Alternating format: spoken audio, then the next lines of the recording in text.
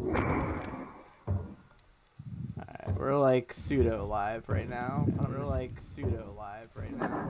Whoops, looping on myself. There we go.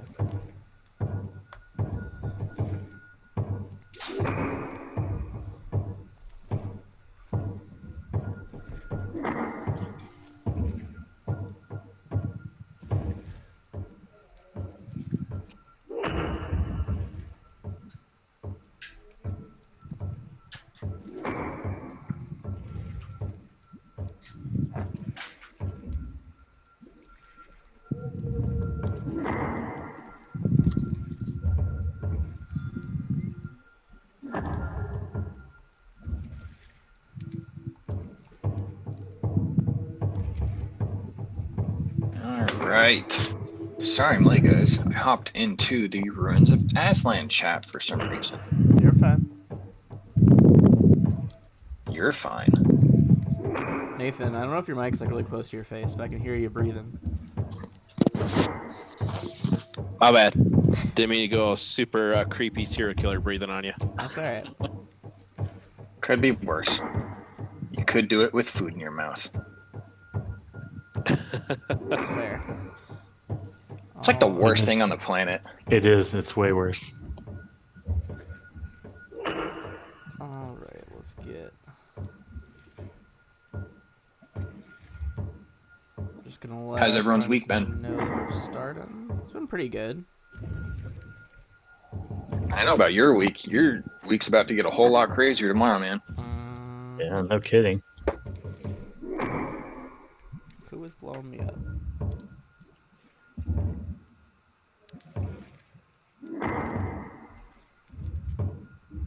Yo, you should see the artwork Drow's doing for Triton. It's legit. She's so fast at it, too. Yeah, she is. She's quick on the ball.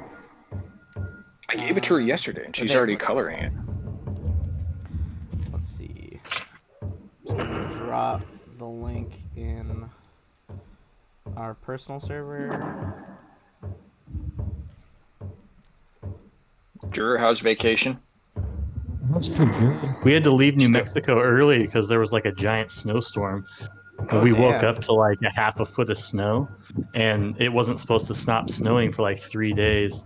And so we were like, we need to get ahead of this before we get stuck in, middle of nowhere, New Mexico for a week. Yeah, that's fair. Where were you in New Mexico? That's where I'm at. Outside of Taos. And you didn't even say hi? I didn't even know you were there, man. I didn't know that's where you were stationed. I need to get one of those, like, how admissions offices have like a map of where all the students are from. I'm gonna pin one of those to the wall for streaming, see where all our players are at. Yeah, that'd be pretty cool. Alright. Well, yeah, you got them all over. You'll be at Tyndall in a week here, so if you want to come swing by then, it's way Where's- nice to visit. Where's Tyndall? It's Panama City, Florida. Okay. Yeah, that is a big change. Oh, yeah. Alright. So, let's get into it. So, brief recap. Are the other two here? From, let's see, 1, 2, 3, 4, 5. We got 5 players. Koas, are you Oh, there? yeah, they're in here. Yeah, I'm here. Okay. In that case, we got all 5. Alright. Before we get started, I'm just going to do a quick shout out to Sirenscape, and then we're going to go for a little recap of what we did last time. So, thanks as always to Sirenscape for the amazing atmosphere and music. You can add these sounds and more to your game when you download either the Sirenscape desktop or mobile app. The app is free and comes with 20 sound sets that are included to get you started. You don't even need to register. Go to Sirenscape.com to find out more. And I'm going to make a little change tonight. I'm going to put the credits for this week both at the beginning and end of the episode. So if people are watching, that's what's in the chat. It's going to be the sound packs that we will be using tonight. And let's get rid of our stream starting soon window. All right. For those wondering, I don't have my blue wizard cloak on today because it's buried under a bunch of other stuff because I was getting a hospital bag ready for birth later. So I just got my Sihedron medallion, and that's all I got for cosplay-wise today. So, what you all did last time, you kind of infiltrated with a lot of stealth and invisibility the fortress of Jorgenfist. This is the kind of giant stronghold that is under the command of Mokmurian, who you found out organized that raid on Sandpoint where the giants and the dragon attacked. You befriended a dragon, promising to kill Mokmurian for him as well. You realize after talking with Kana the Wise, who's kind of an elderly stone giant, that not all the giants feel the same way about him. Some think he's a bit too brutal of a leader and would sooner see him overthrown.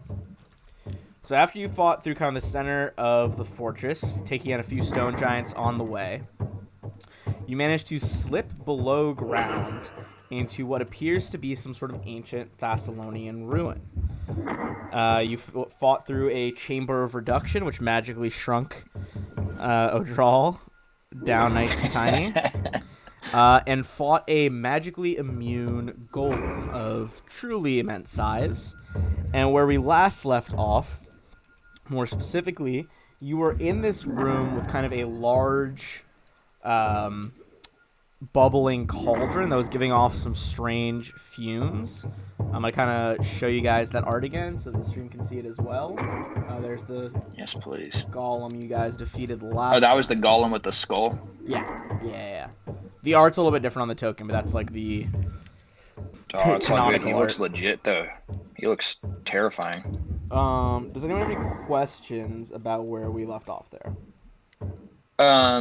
I think I remember you saying, and I'm sure you're going to hit on this, but were, like, poisoned or sickened or something like that? Or Yeah, nauseated? so apart from the giant, everyone who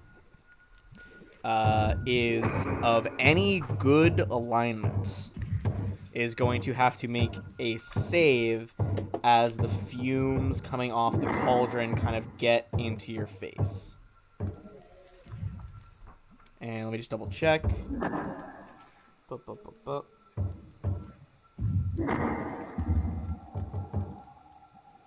Alright. So if you have any sort of good alignment, you're going to have to make a fortitude save as you pass through the room.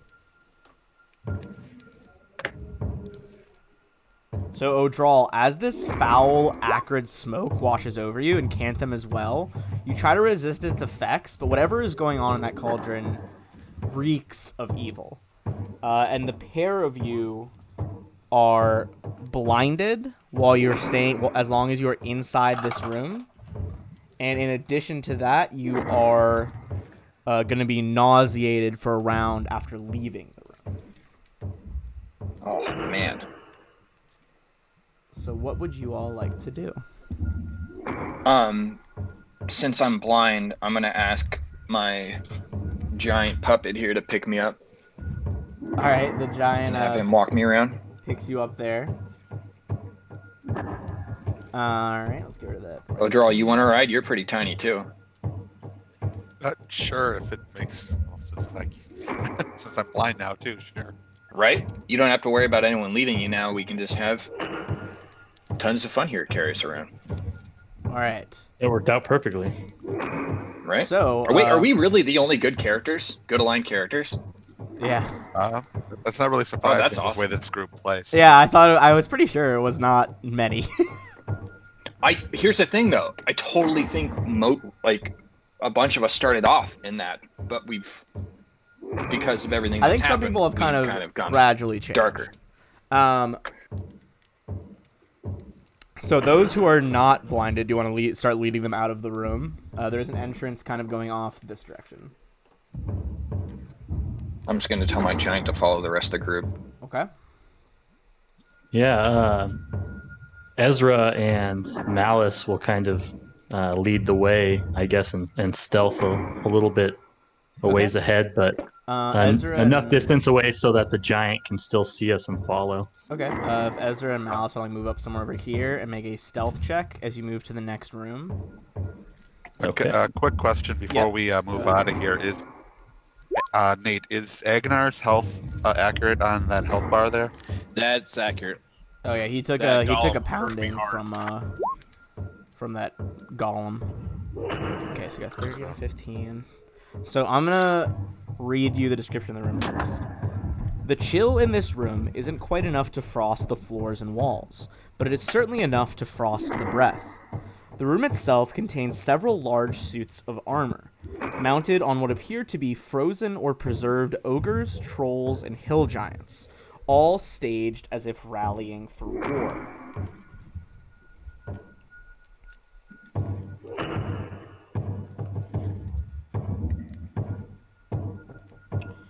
You would notice that one of these like frozen creatures in a suit of armor is in fact missing a head. Nearly 11 feet tall, dressed in plate armor, and wielding a wicked-looking hatchet in each gauntleted hand. This figure's most horrifying feature is its raw, ragged stump of a neck.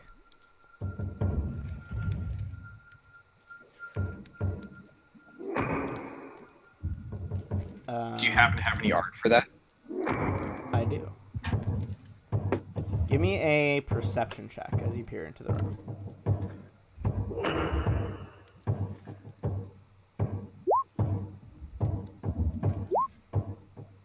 I'm gonna move your cat in, or you in, so you can see. For some reason, I can't see anybody else's tokens. You can't see their tokens? No, Can you I can see the room? I can see the room. I can see the NPC token as well, but I can't see the PC tokens. What if I like move them around? Like there's Agnar at all? I don't see anything. I just see Malice and Ezra and the NPC. Weird. I guess maybe refresh, but yeah, you see this like creature over here. Okay. Or like, yeah. Did you give it? So 10 perception. Ezra got 26. Ezra, you see that one of the frozen bodies inside the stands of armor flex its fingers slightly. I, silently motion with my hand for everybody to approach with caution, and I guess I go, try to check it out and not be caught. All right. If you want, you can move yourself farther into the room. My map is still reloading here, so okay. you're gonna have to do it for me. You might have to roll for me because it's still loading for some reason. All right. Okay, there we go. I can see everybody now. Okay, cool. Okay. I also see the room that you walked into, and I hope you don't outwake. Okay.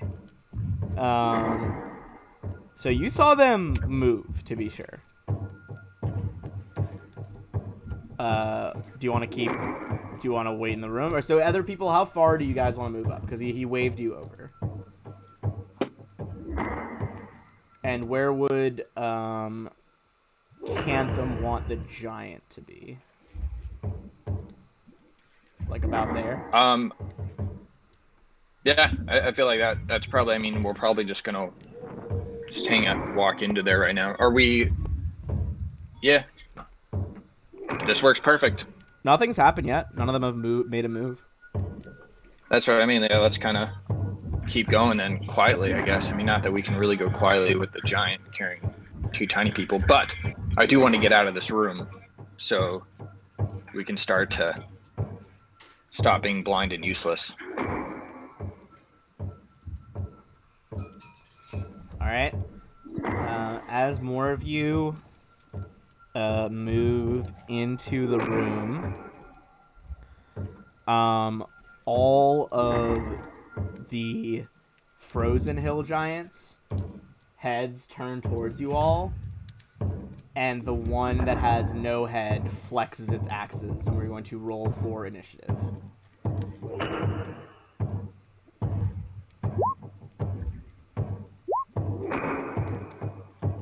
Will you roll for my giant friend again? What did I call him? I don't know. I think you named him something, but I can't remember off the top of my head. I call him Tons of Fun. Tons of... Now. Alright, so we got the Headless Lord. Let's get the zombies in there on a separate roll. And I'll call him Geppetto. Actually, no. Geppetto's the puppet master. I'll call him Pinocchio. That's too on the nose. Well, you think about it. All right. Anyone so- else like that pun? That was pretty good, right? I liked it. Or- There, I so, liked it.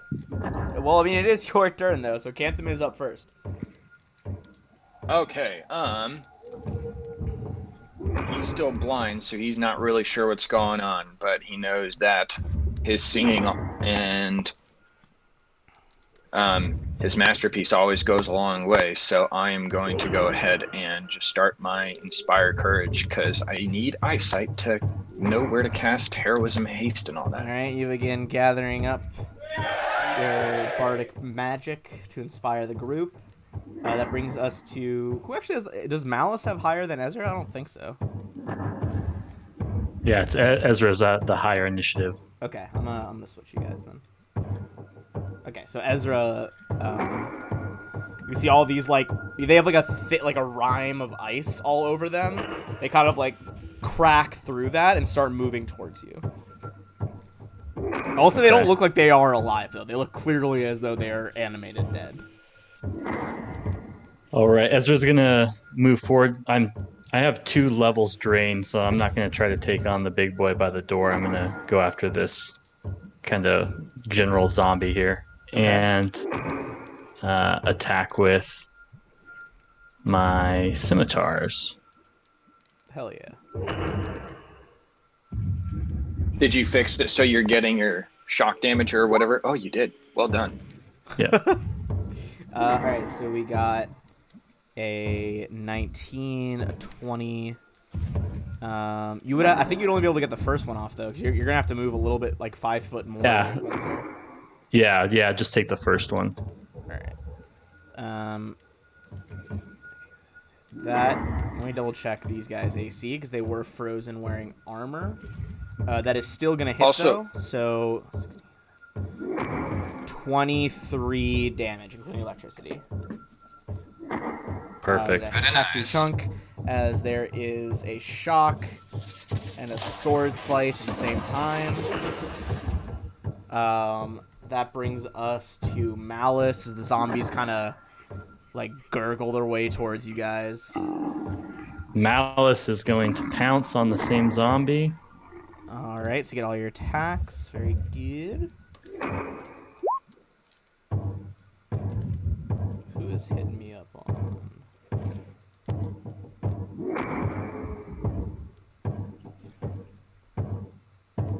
Drew, Sorry, give me 1 sec. that new bow that you have, when you actually used it last round or last week, I think it was last week. Yep. Yeah, the damage output on that was Yeah, I mean, when it crits, it hella gets that significant. extra, like, what is it, 2d10 cold? Pretty significant. All right, so we got Yeah. 23, 30, 19, Jesus, fuck. All of those are going to hit. So that's going to be just so much damage. So 29, then plus 18, 30, 47, plus another 12, 59. Malice just rips the first zombie to utter shreds. Game over. Oh, we're still in the stone. Here we go. Here's the Headless Lord soundtrack. All right, so that's gonna bring us to Agnar. All right, I got 5 foot step in, and then I'm gonna do the full round glaive attack. All right, going with that. All right, and this is on the Headless Lord. Correct. All right, so you got 35, 35, 34. Jesus. Fighters are nothing if not consistent. Right? So that is going to be 61, 81, 87 damage on the Headless Lord. Just going to be a big chunk of his damage, but is still standing. So that's going to be the Headless Lord, and then the zombies.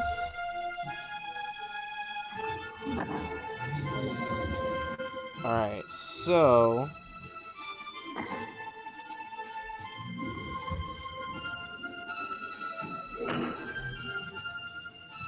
Bum, bum, bum.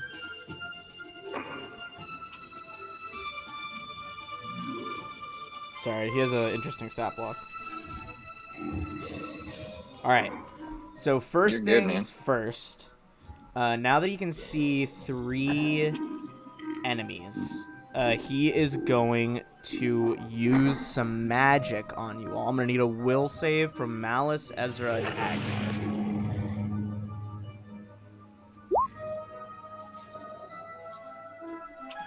All right, Agnar, that is a pass. Oh no. Ezra, that is going to be a fail, and then roll for Malice as well.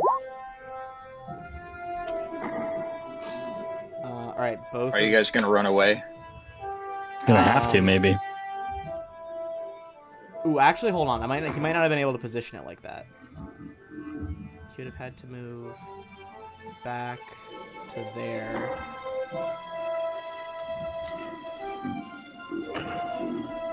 Okay, he could have gotten all 3 with a cone. So both of you are now under the effects of the fear spell. You are both going to become panicked for 10 rounds. If you get cornered, you will cower on the spot. If not, you have to run. I don't know. Those were pretty bad rolls, but they do get +3 to their roll against fear effects. Even with the +3, From my it's not going to be enough. Spire Okay, Yeah. gotcha. With a those 12 and a very 9, it still wouldn't have been enough.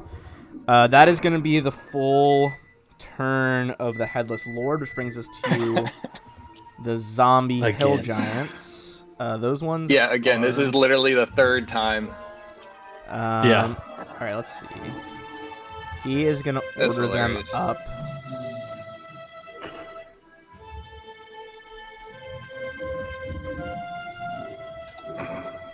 So, Agnar, you're going to get an op attack on the one right there. And then the other 2, one is going to try and hit Malice, and one's going to try to hit Ezra. Now, do either of us get attacks of opportunity? We both have combat reflexes. I don't believe you can when you're panicked. Let me double check the condition. Panicked. Panic creature drops everything it holds and flees at top speed from the source of its fear, as well as any other dangers it encounters along a random path. It cannot take any other actions. Okay. Oh, and you dropped your weapons too. Yeah, you have to drop your weapon. Oh no. Pick those up. All right. So on your turn, we'll have you roll where exactly you're gonna try and run. Agnar, that 34 is gonna be a hit though for 27 on the zombie nearest you. And now I'm gonna roll for. I'll just go left to right on the zombies, starting with the one trying to attack Agnar. This is gonna be a slam attack. Agnar does a 22 hit. Yes, my AC is 20. Okay, that's the wrong dice. There's the right dice. You're gonna take 19 bludgeoning damage. Next is going to be the one against Malice. Does a 28 hits Malice, I assume. I'm pretty sure. Yeah, her AC is 22. All right, Malice is gonna take 21 damage. Ezra, that's a nat 1, so it's gonna miss Ezra. Okay. All right, as just lay into them with these like massive, like body-shaking impacts, and we are going to move to Turgon at the back of the formation. Oh, you're off camera on the stream window. Whoa, way too far zoomed out. All right, what would you like to do? Because you get kind of inside of the room.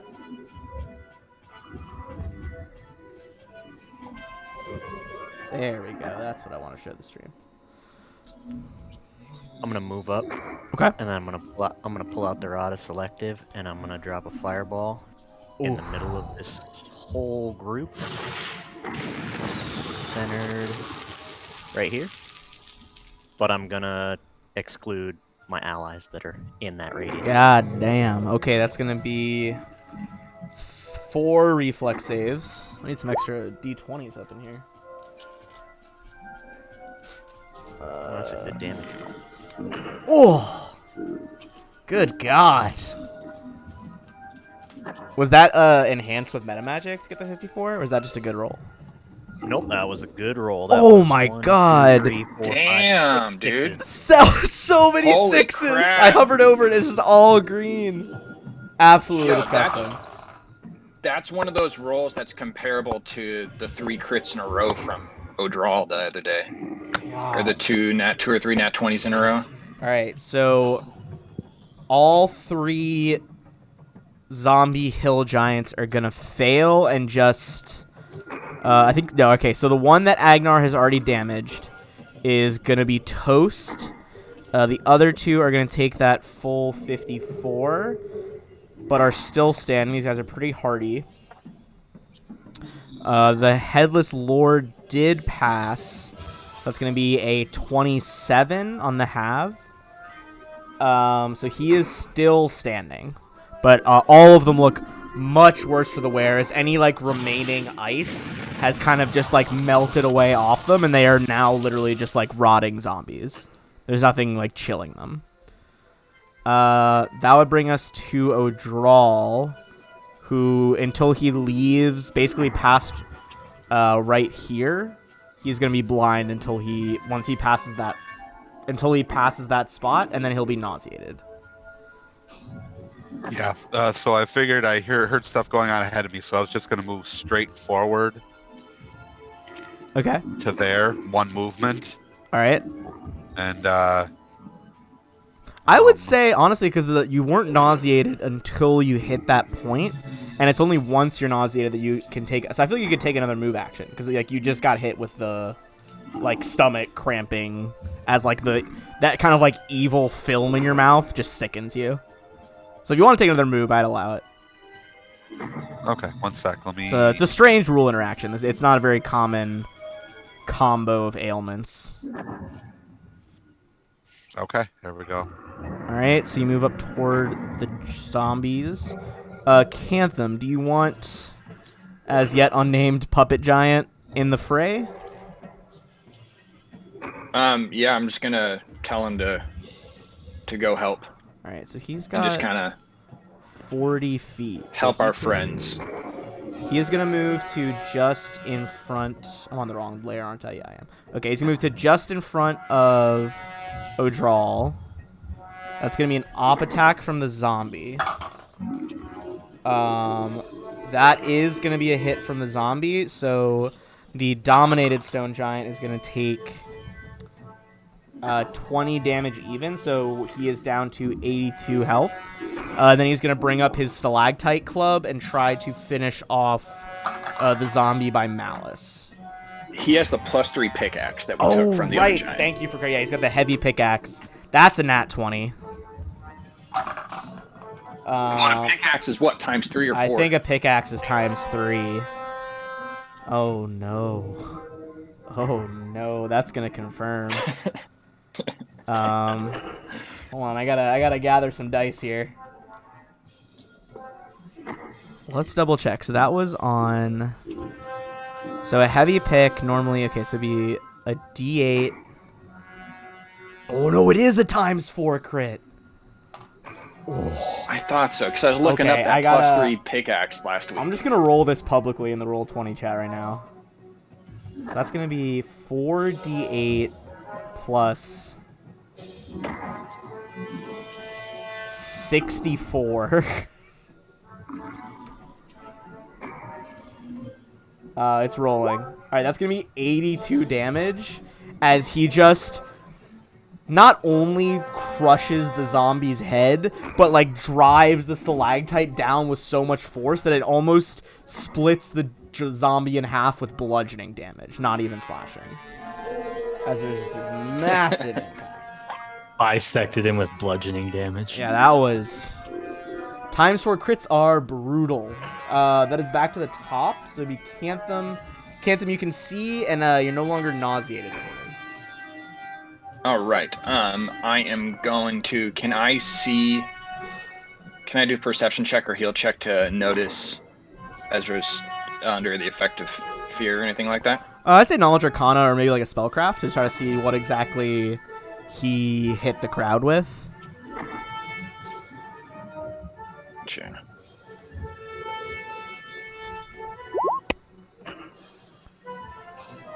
You would know that he is under the effects of a fear spell. I'm gonna try something. I don't know if it's gonna work, but I'm Go for going to try and cast heroism on him, which is supposed to pump them up full of confidence. And I believe heroism specifically counters fear, doesn't it? honestly, I remember hearing something like that, but I couldn't find anything on it. There's definitely a spell. Let me double check. I'm like almost positive that it is heroism. What? I don't know if it was that or Good Hope, and I was going to cast either one of them, like to help counter. I think whatever with one I your think would be best spellcraft beneficial. check, you would know which one counters it. Maybe it is Good Hope. Okay, well obviously Good Hope would make more sense because it's a remove higher fear level. is a spell, but that's not what I'm looking for. Good Hope, I know, help. It does counter Crushing Despair, which is like past fear. I would argue, yeah, if you want to cast Good Hope, if it counters Crushing Despair, that is a higher level spell than Fear. So I would argue that Good Hope would counter it. And I will not argue with you. So saying this is the motion we've been through before in the past. Ezra gets cast with fear, and then he ends up sprinting, and Canthem's tired of chasing him. And he doesn't have the horse with him this time, so he's just going to go Good Hope on him and cross his fingers in the hopes that it will counter the fear effect. And I believe you can do And- multiple creatures on Good Hope, right? I think can't, it's so it would actually be... yeah, one living creature per level, no two of which can be more than 30 feet. So you might actually be able to hit a bunch of them right here. Yeah, so I'm going to center it on Ezra because that's where I really want. So basically it's going to get these guys. So it's gonna get It will not Ezra. get Agnar and... Okay. Everyone past Odral has Good Hope. So that is a +2 on saving throws, attack rolls, ability checks, skill checks, and damage rolls. All right. So both of our panicked friends, you shake that effect off as kind of the warmth of this bardic performance enters through your ears, and you realize that you all have been through so many insane fights that this is not as scary as it seems at first pass. Which brings us back to Ezra. Your weapon is still dropped, though, and it would provoke if you grabbed it. Okay. I'm gonna grab it. That's what Ezra would do. All right, you dive down for your sword as the fear washes away from you. The zombie hill giant's going to go in with a slam attack. It's going to be 28 to hit. And you are going to take 19 damage. As just boom! Just slams into you with this kind of like rotting green fist. Okay. Was it my move action to pick up the weapon? I believe it is a move action, so you couldn't do a full round attack, but you could still do an attack. Okay. Well, again, just take the first one on this. Okay. 31 for max damage, 20 on just the slashing, plus the 7 electric. That is going to be enough as your blade crackles electricity, and you cut this giant's head off. And unlike his headless lord, that is enough to deanimate him. So now there are all the giant zombie hill giants are dead, leaving only the lord. Brings us to Malice's turn.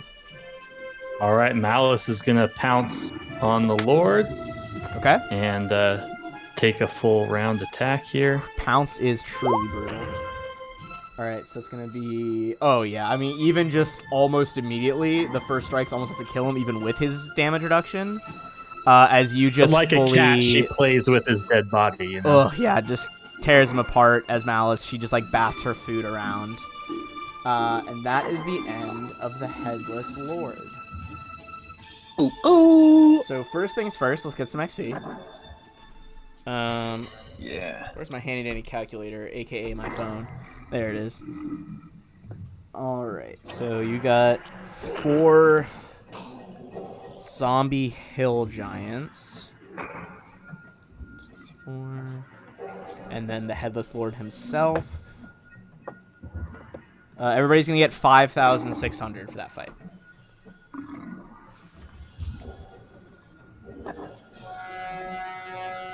Very nice. I'm gonna get off one channel to heal as soon as we're done with this Alright. here. So you go for your channel. Healing 26. And then as you do that, we are going to roll into initiative again as you see a strange creature literally phase out of the wall. And it is going to phase out of this wall right here. And let's roll for initiative. Oh man, you guys added that 26 health, right? I'm doing it right now. Yeah, I'm trying. It's laggy. This thing purposely waits till a few rounds after combat to jump you. All right, let's see. Let's get the giants out of that order because they don't need to be there anymore.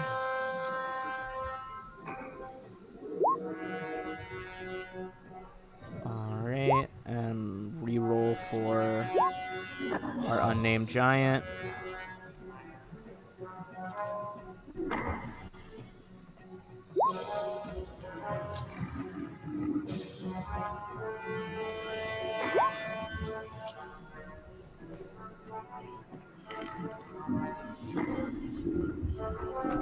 Nauseated from the past room, that was for 1 round, right? Yeah, your nauseated's gone. It was just for I rolled real low on that d6. It's gone. Okay. All right. So has everyone got their initiatives in? Looks like it. Yep. All right. Let's reorder And- our thing. You 4 have good hope for like 10 minutes, so that's still on you guys, the 4 of you, anyways. Ezra, what's your bonus to initiative again? I believe it's like plus 6. All right. Ezra, you're gonna go before this thing, but first is Cantham. Can I do like some kind of knowledge check to see what kind of creature it is? Yeah, this would be a knowledge planes check. This thing looks like a massive fire-filled maw is splitting the belly of this lumbering iron-skinned fiend, whose short arms end in razor-tipped claws. With a 26, that is going to be enough. This is a Scandarig, more commonly known as Forge Fiends. They look like heavily armored, barrel-shaped giants with enormous bellies. They are native to the plane of Earth, but sometimes can make their way through the material plane through subterranean portals, where they proceed to gorge themselves on rich mineral veins. They are particularly feared in dwarven societies, so Odral, you might actually have heard of these before, as they're often portrayed as kind of like a boogeyman. It's said that for every scrap of slag you waste, a Skinderig is making haste. Those who use excessive ore find forge fiends scratching at the door. And with that 26, you would know a few details about them. You know, they are immune to fire, and despite the fact they are burning, they are actually not weak to cold. They are resistant to cold. You would also know that if it begins to chew on you with its kind of like forge belly, it'll have a chance to sunder your armor. Ooh. And you also know that it I can would, basically burp up blobs of molten metal, like slag. I do shout out everyone be careful, and to our caster buddy here, let him know that his fire and snowball spell is probably going to have little effect on him. But with that, I will go ahead and I will do what I do best. I'm going to throw out a Wand of Haste. All right, everyone. Senator on my big buddy, so everyone should have it. Everyone is enhanced by that wand of haste. And my bardic performance, and we're good. All right, so we got 2 buffs right off the bat. That is gonna bring us into Ezra's turn. Ezra, you are you kind of spin around as you don't see it because your back was to it as you finished off the Headless Lords over here, but you feel like the searing heat of its body, and you turn and see this monstrosity. Okay. Well, I think Ezra wouldn't think too much and just immediately kind of do what he does best and start swinging with the scimitars. All right, go for it.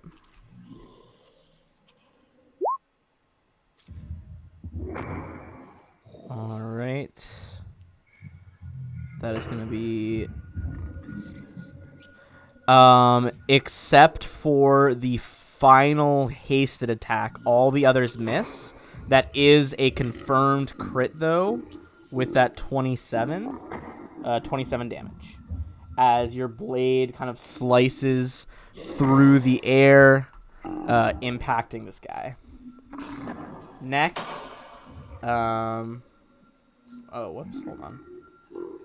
It should have been the Forge Fiend going after Ezra. I don't know why it switched them. There we go. All right, so Forge Fiend. He is gonna 5-foot step forward, and as his standard action, he is going to vomit a searing pile of slag in a 10-foot square adjacent to his token. So I'm going to draw that in with a red square. That is going to encompass Malice and Ezra. Both of you need to make a reflex save to have the damage. Okay, we both have evasion, so... Okay, so yeah, if you make it, hopefully this... you'll manage to avoid it entirely. Ezra, that is a fail. And Malice, that is a fail. one. Oh, The man. pair of you take 51 fire damage. As you are coated in just like liquid iron. All right, and that puts Malice unconscious. Oh, no. That's not good. That brings us to Agnar. Agnar's going to move in to right here and do his glaive attack. All right, so you managed to run up and get your first glaive attack off. The 41, that's absolutely going to hit, dealing 34 damage to the Forge Fiend. He is still up, which brings us to Malice. Malice is going to have to make a con save, a save to stabilize. So D20 plus your con modifier minus 8. Okay. So, just give me a second here. Mm-hmm. Take your time, you're good. Oh, he's been floating around 7 to 10 follow-up viewers tonight. Hello, friends.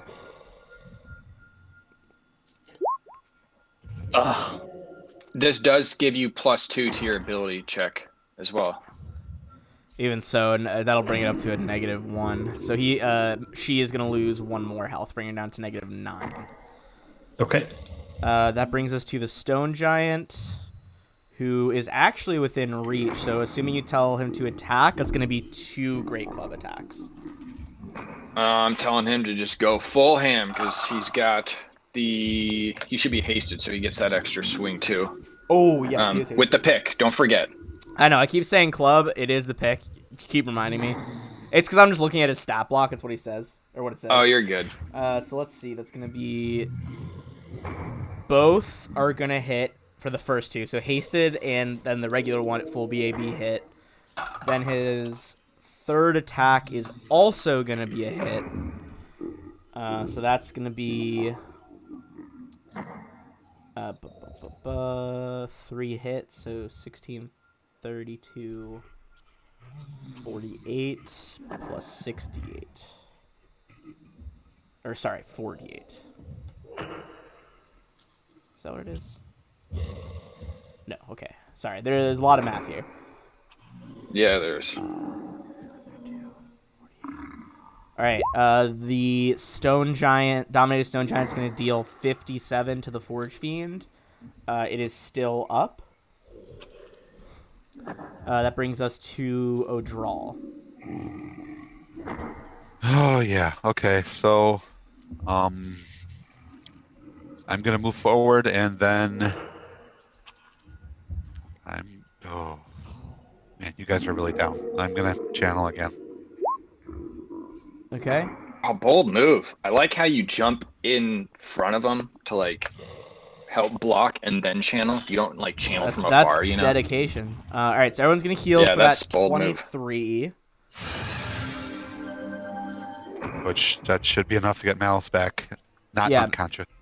Thank you. Malice is at least conscious. This thing does have 10-foot reach, though, so it's going to go in with a bite with its giant heated forge belly as you approach. Yep. It always grabs you, man. Does a 20... Wait, hold on. Maths. A 32 hit. Yep. Okay.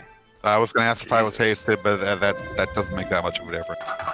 All right, so you're going to take 12 damage.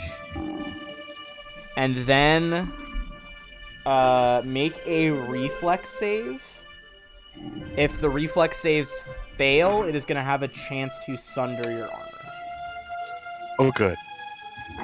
We just got Oh, you part of that wow. armor too. Don't forget, you get +2. Okay, 14. That is not going to be enough. No. Let me double check the sunder rules. Didn't we just get you part of this armor too? At least the shield. I know we just got the shield. Yeah, the shield that we just got, because I remember you guys being surprised I didn't already have a +1. Right? That sucks. Okay. Plus, I don't know if it goes in order. So it is going to roll damage with its heated mouth on your armor. So let's see how much damage it does. How much hardness does your armor have, do you know? Oh, I don't know. What That's armor not a are thing you I usually wearing? deal with.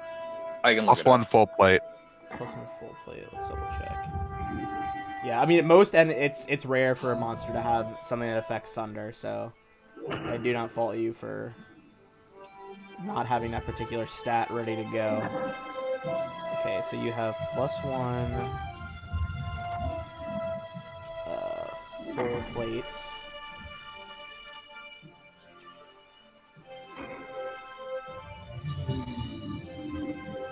Just pulling it up on Hero Lab right now. Check it out.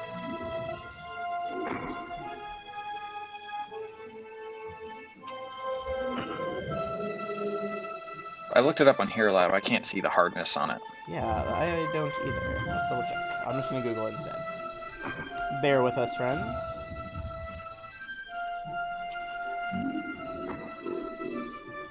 Well, good thing there's full plate all around us. When we walked in the room, that's one thing you said. There's There's a full lot of plate full armor on plates. all of these things, so we may be able to replace it quickly. Okay, so the HP value given is for medium armor.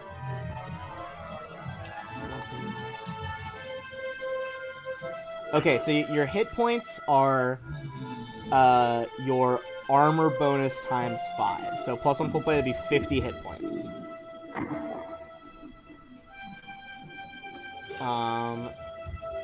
And it is made out of hardness. What is your full plate made out of? Presumably just regular like iron, steel. It would have been steel. It wasn't a special material. Okay, so then it has 10 hardness and 50 HP. So your armor, accounting already for the 10 hardness, your armor is going to take 10 points of damage, bringing it from 50 to 40. Which I do not believe is enough to gain the broken condition. Okay. Man, this is the first time we've had to experience anything like that. Yeah, it is wild. Yeah, okay, so to gain the broken condition on your armor, it's going to have to lose half or more of its hit points. We're Dixie good to go still. cups are built sturdy, so when Mark's daughter. Alright. Cool.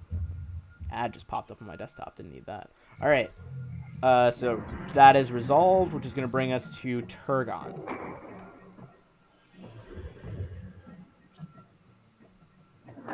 Between Agnar and Malice, which one looks more hurt to me? I believe Malice has a higher percentage of its health lost. So Agnar looks less hurt. Would be the better way to say it. I'm gonna have Ember take flight from my shoulder, fly over to Malice, and heal him a little bit. Alright, so Heal Ember, him for 19. little red dragon, flies over for 19. So Malice gets another 19. Malice is looking a lot better now. That's going to bring us feeling to... much better. You want to do anything else with Tarragon's turn? No, I'll stay where I'm at. Okay. In that case, we're going to Cantham. Alright, seeing where we're at and everything that's going on, Cantham, he's going to probably try and steal the kill Okay. using his Wand of Lightning Bolt, knowing that... Where are you going to move so you don't hit anybody? I am actually going to... Oh yeah, they're really small. I'm glad you're doing that. I don't think I'll be able to cast it then yet. Alright, I got an idea. I'm going to run over to my giant friend, and I'm going to climb up on top of him while continuing my bardic performance. And then next turn, if y'all don't do your jobs, I'm going to take him out with a Wand of Lightning Bolt. Yeah, I'll say it's pretty... He probably, like, bends down to pick you up. Yeah, that's better. Ezra. Just reaching like a child. So you're now standing in this kind of pool of, like, cooling slag, which is actually now difficult terrain. What are you gonna do? Just a second. I'm reading something. Okay. Because you said difficult terrain, and I need to make sure of something. Okay, cool. Well, standing where I'm at, I can still reach him, so just gonna go crazy with the scimitars. Okay. Go for it. Yeah, with all those attacks, there's a powerful strike after strike, adding in the electricity damage. You stab your blades into its belly, crackles of lightning kind of shoot out, and the fire animating it goes dark. And the Forge Fiend is dead. Can I ask how much HP he had? He had 19 left. Ah, the Wand of Lightning Bolt would have got him too. Damn.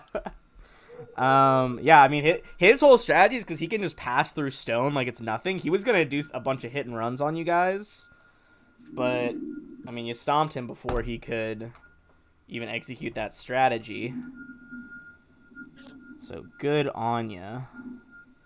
That is going to be 2,400.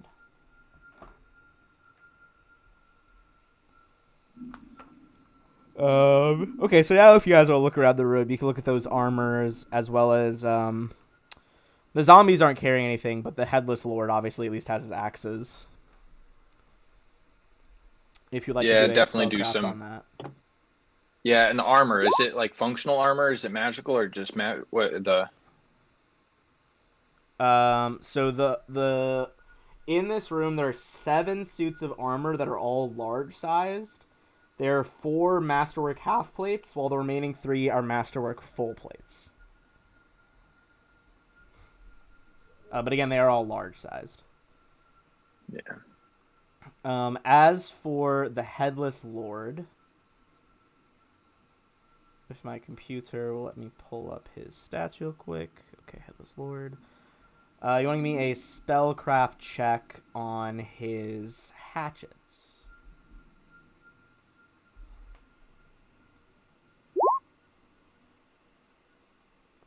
So Turgon, these are rune chill hatchets. They are sized for large creatures, but as they are just hatchets, medium creatures could wield them as battle axes, and small creatures could wield them as great axes. The blades are jagged and carved with Thessalonian runes, and the weapons always feel cold to the touch. They function as a +1 hand axe, but once per day, as a free action, its wielder can cause the runes on the blade to flare up with a flickering cold blue light. For the next 5 rounds, the axe inflicts 1d6 points of negative energy damage on a hit. Any creature that takes an amount of this additional negative energy damage must make a DC 12 fortitude save or take 1 point of strength damage as well. Whoa. An undead creature struck by one does not get healed by it. Instead, they have to make a saving throw or be panicked.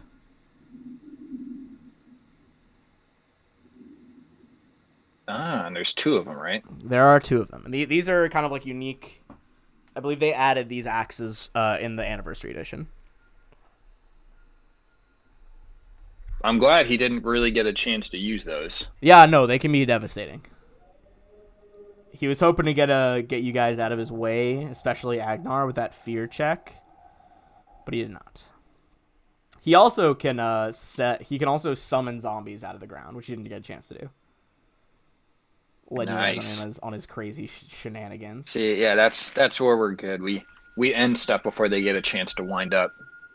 All right. Close the gap, get back, and attack.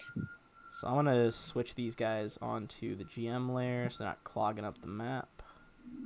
At least not for you guys. All right, so you got kind of a little mini tunnel over here, and then also the hallway continues down, or continues to the east side of this complex. What would you guys like to do next? Ezra, Well, Kat, you guys want to? Yeah, well, sneaking along really hasn't worked out so great, but we can keep on doing it. Okay. Give me... Oh, my dog just saw something outside. Start barking. If you see something, come back and grab us. Okay. All right, give me a stealth check as you begin moving through the halls. Okay.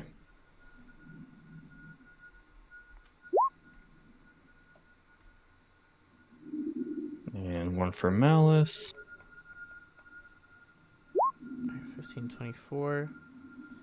Okay, so first things first, as you get to a little bit farther forward, you're going to come to a juncture, which is going to reveal to you that this where it splits off to your right leads back down into the same room that you would have gone in the other small tunnel.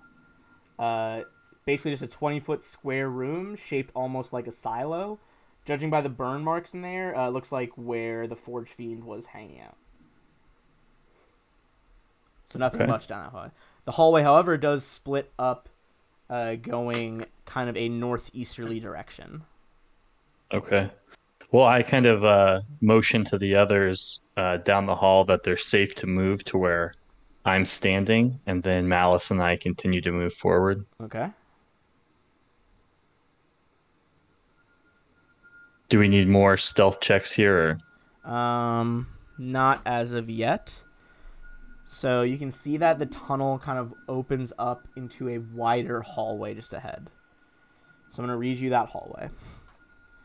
This long hallway has a looming ceiling some 40 feet above, and is decorated with an intricate display of stone supports and beams. The walls are carved in long swaths of densely scribed runes. The 7-pointed star is repeated often. To the east, the hallway has caved in entirely.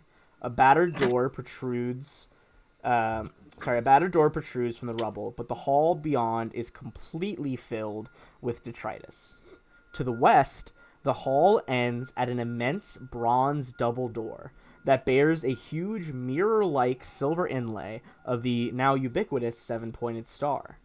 This set of doors has no obvious hinges, handles, or locks, save for a single star-shaped indentation at the center of the larger mirrored star. Can you read Thessalonian? No. Okay. Then that is fine. All right. So can I do a perception check to, notice if anybody's around or if it's safe to come into this hallway? Yeah, give me a Or do I perception even need check. to do that? Okay. Let's see.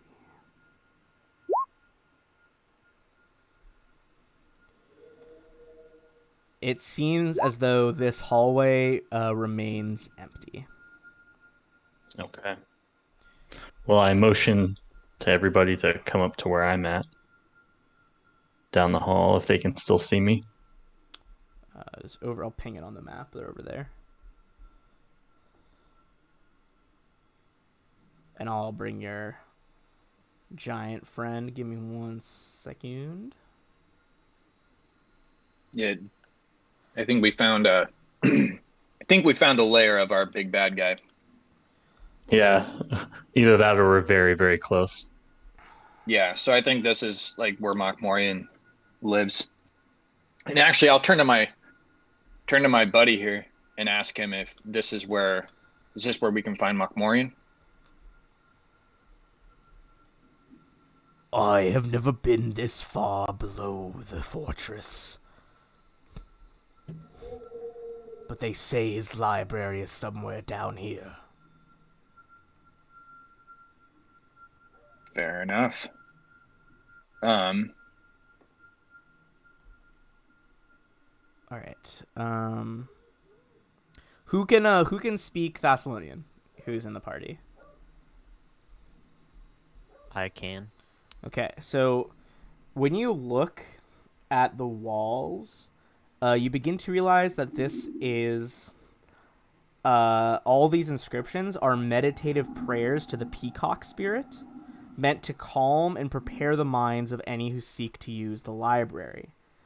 If you continue reading them, you realize that they will affect you by a calm emotions spell.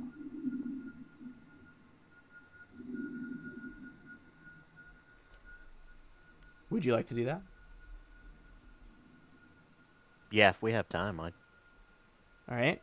Yeah, I mean, yeah, you read a few of the prayers, and you are affected by a caster level 20 calm emotions for 10 minutes. All right. So you guys have kind of a set of double doors over here, set of double doors over here, single door over at this end, and then all that rubble. And then, of course, the giant mirrored Psyhedron rune on the brass double doors over there.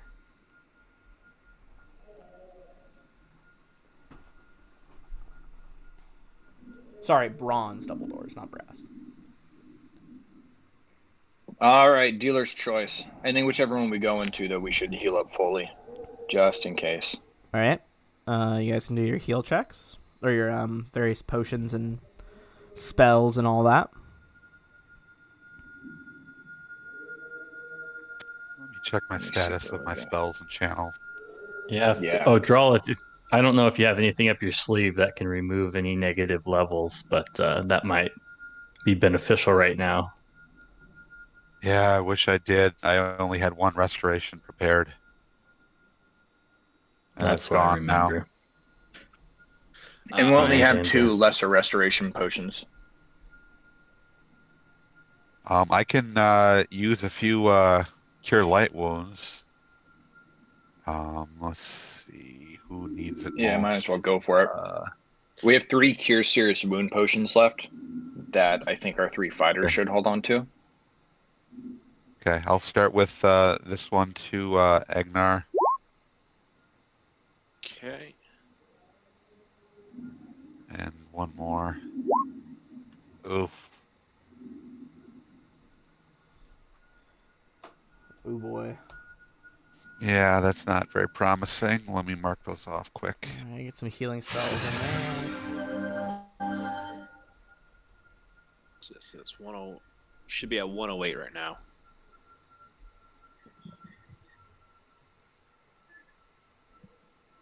Oh, man. I really don't want to burn a channel because I only have 3 left.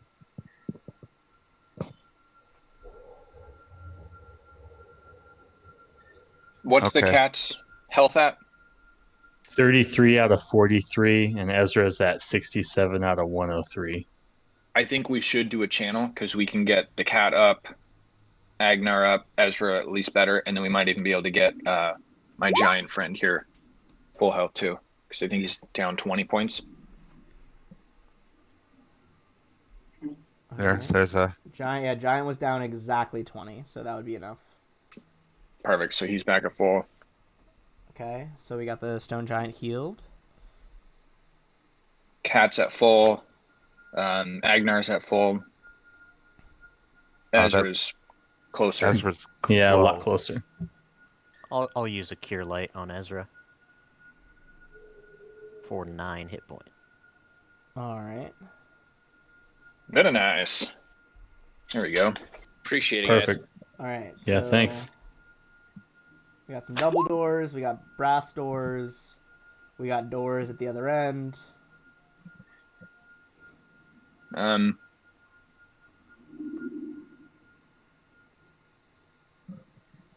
don't know. Like, I'm just gonna roll a dice for what I think, because in my head I'm already like I'm kind of metagaming in my head, and I don't want to do that. So I'm gonna roll a dice. 1, 2, 3. Okay. Deal? I'll say we go with this. Go ahead with your roll. Oh, there is no 1d3. Oh yeah, but you can just type 1d3. The random number generator doesn't know better. 1 it is. We're going for the brass mirror-looking doors. Okay. So you guys would definitely detect a abjuration aura on the lock. You can make a spellcraft check to see what the fuck's going on there. Yeah, Turgon, get us in there. All right, Turgon, you would realize this abjuration aura is coming from an arcane lock spell, likely of at least a 15th level caster. So basically the door is magically locked. You can freely pass your own arcane shit. lock without affecting it. If the locked object has a lock, the DC to open that lock increases by 10. If the object does not have a lock, the spell creates one that can only be opened with disable device check. A knock spell does not get you through a arcane lock, and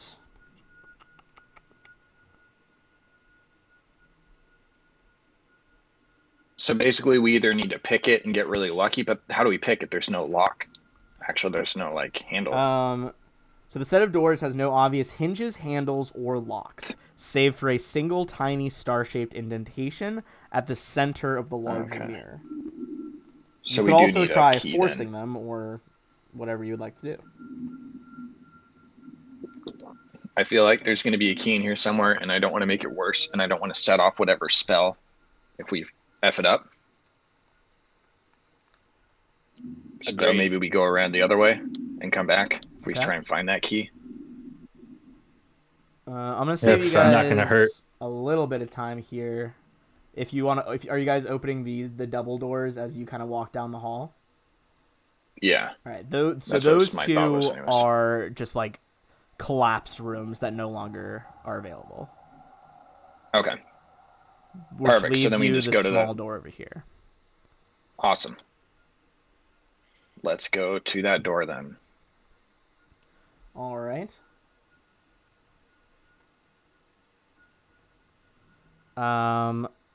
Is anyone scouting it, or are you just pushing it open? What is your plan here? Get the big guy to push it open. Yeah. All right. Okay. I'm gonna have him put me down. All right, he puts you down, moves over to shove this door open. I'm going to remove the lighting block for right there. And And give me 1 sec to go back to the correct token layer. He begins moving in. This strange, empty room has been smoothed over to an even greater extent than the other chambers in this complex. If you guys remember when you first came in from above in the fortress, all of the hallways in this underground area had been polished, had all the hard angles polished away to smooth but tight arcs that somewhat like softened the transition from walls to floor and floor to ceiling, giving it kind of this weird alien look. Every angle of the walls in here has been modified to a gentle arc, removing any element of harsh regular lines entirely from view. Patches of what appear to be scorch marks stain the walls and floor here and there.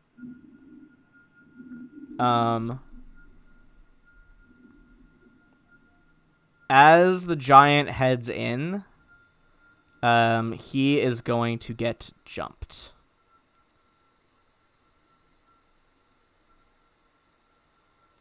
And I'm going to show you what exactly is jumping him. You guys can make a knowledge planes check on these guys. And I'm going to show you their handout.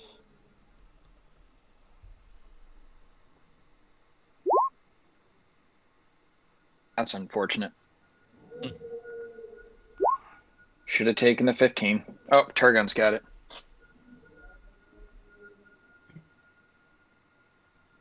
Huh. I guess Nice it job, doesn't Smarty Pants. have a token to show you guys, but I'm going to blow one of them up so they are bigger. And that way the stream can see. This is what they look like. Interesting. Does Turgon's 33 Yes. tell us what they are? It sure does. Let me get their full description. You would recognize that these are hounds of Tyndalos. These gaunt, long-limbed quadruped has huge, soulless eyes and a toothy maw. The lean creature moves with an almost predatory grace. You would know that they are otherworldly predators from beyond the bounds of known reality. They usually appear only when summoned by extremely reckless spellcasters. Little is known about their nature outside of blood-spattered notes and deranged writings from the nearly all insane survivors of their attacks. Although possessed of a great cunning and cruel intellect, the hounds show no evidence of understanding or communicating with mortals. They enter the physical world on their own in pursuit of those who have trodden too much the netherways between time and reality. Time travelers, be it physical travel or simply divinatory glimpses, and creatures that teleport without regard to how this movement impacts the subtle magical currents in the multiverse, particularly draw their interest. Looking at you, Turgon. Yeah, Turgon does use a lot of teleporting to alter magical currents. You would also know that the way they get into reality is through corners. Corners become their doorway. Ah, so that's why this room was rounded off. Yes. And two of them are going to get attacks on the stone giant. I'm glad I didn't name him. I'd feel worse if he died and I named him already. Poor Lenny. All right. You guys don't see them bite or claw at the stone giant. The two who rushed up to him, actually all three because it's a ranged attack, they all open their like smooth, glassy eyes even wider, and you begin to see cuts rip into the stone giant from all angles. Oh, that's going to be bad. Oh, no. He fails all three of his saves. Oh, no. He takes 44 damage as what looks like blade slashes begin to open up all over the giant's body as they stare at him. Roll for initiative.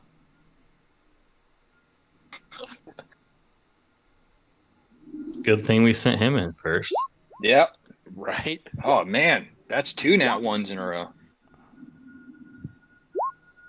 Get him out now. Get him out now. Lenny, no! I do like Lenny. It's a good name for him. All right, Lenny the stone giant. Would that make you the rabbit? No, All right. Or I don't want to be. I'm Carl. is that his name? Yeah. I think. Carl. Carl. They all walk backwards 5 feet. And as they do, you see reality blur around them as all 3 of them vanish from your sight.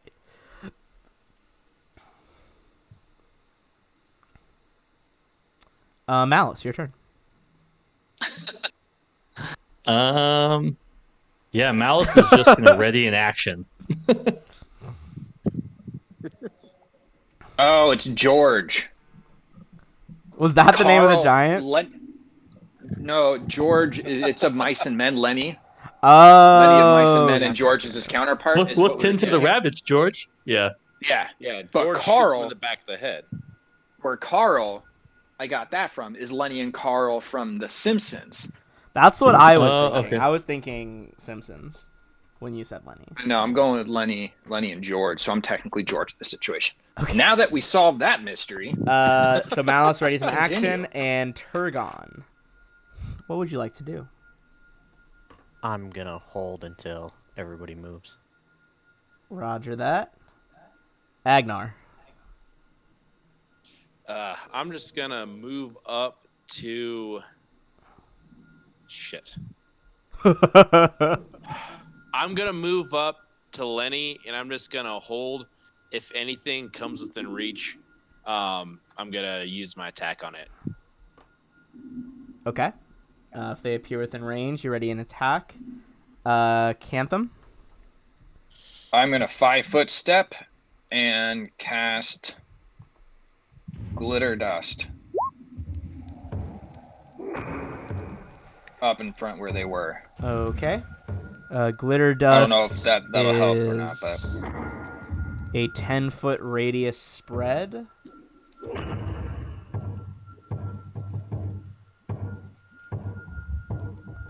A cloud of glitter appears at that spot.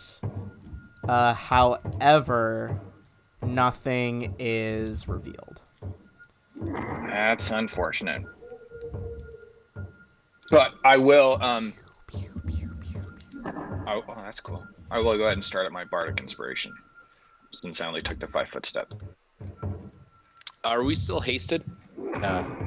Yeah. I think so. Oh, No? did you get rehasted? Well, you guys spent some haste should time be like good, healing each other and whatnot, so that was a few rounds. That's true. Oh, I always forget haste is round Hey, yeah, haste per is round, rounds. not. I always let me- forget that. Take that haste off. Yeah, so Good Hope, I always forget. Good Hope is minutes, so that's like, we're still good on that. That was like a 10, 12-minute spell. Correct. Yeah, a good hope is definitely still going. It has not been like 100 minutes, not even close. That brings us to the stone giant. What would you like him to do? I'm gonna tell him to, as soon as he sees one, swing.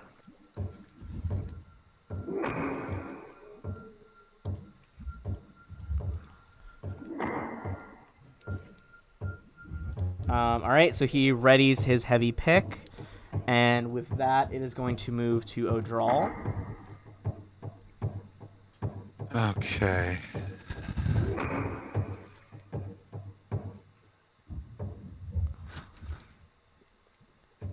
I guess I'm gonna move in and get out of the way because I don't know. All right. I didn't see anything. You will cautiously begin walking into the room. Ezra. Ezra is going to motion for Malice to follow him, and he is going to move up by Agnar, and she is going to move up by Odral. All right. That is going to be back to the hounds. Give me one sec. Oh, they're from another dimension, so they're probably not just invisible. They're probably like dimensional sliding or something like that. The 3 of them appear once more. Whoops, ignore that C8. That doesn't need to be there. And 2 of them are going to use their gaze on Agnar, and one's going to use it on Odral. That is going to be a fortitude save from Odral and Agnar against their ripping gazes. However, so both of you pass, and neither of you are damaged. Agnar, they realize some of their scratches start to land on you, but your adamantine armor seems to be removed. Or is your armor adamantine as well? It is, right? Yeah. Okay, Yep. It seems to be stopping their ripping gaze. All right, that is the Hound's turn. Brings us to Malice. All right. I have to move Ezra up so I can see, because Malice doesn't have like the vision or the sight that you put on to Ezra. So pretend like he's not there. She's gonna move up to here and pounce onto this one and use a full round attack. Okay, go for the. So you're pouncing on. I don't know if you'd be able to. You can't do a charge through allies. Okay. But you would still be able to move to there and get a. At least the first one, right? Yes, correct. So it'd be 30. All right, so it's the one on the right you want to hit? Yep.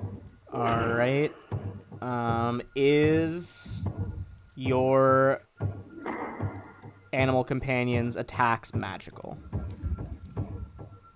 Not right now. Okay.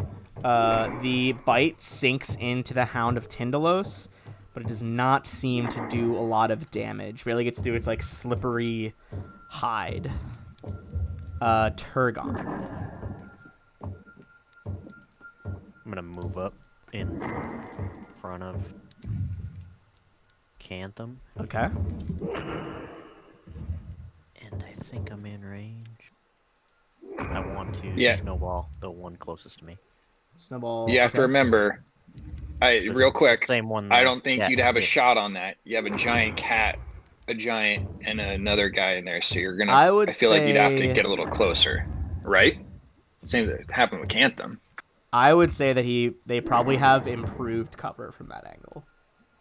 Because you're trying to arc the snowball from there through, like, 2 people and a cat. So it's possible, because against touch AC, but they're going to get a, like, +8 on their cover.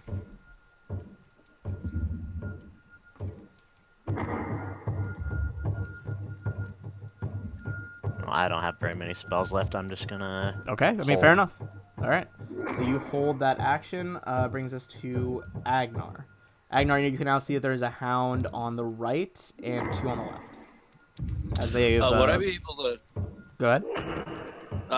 With the cat being my an ally, would I be able to stand right here, or is that trying to occupy the same spot? You could not stand on top of the cat, no. Okay. Crud. One second, let me measure some real quick. Okay.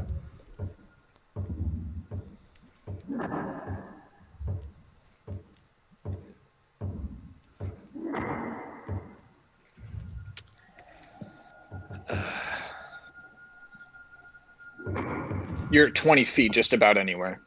Yeah, I guess I'm gonna move to this one right here and do my attack.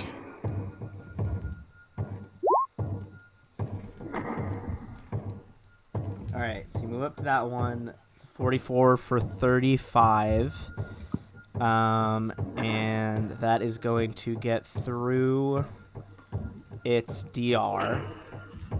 So you draw first blood on the right Hound of Tyndalos. As it's just like... Also, the adamantine glaive kind of is adamantine, so it ignores DR completely.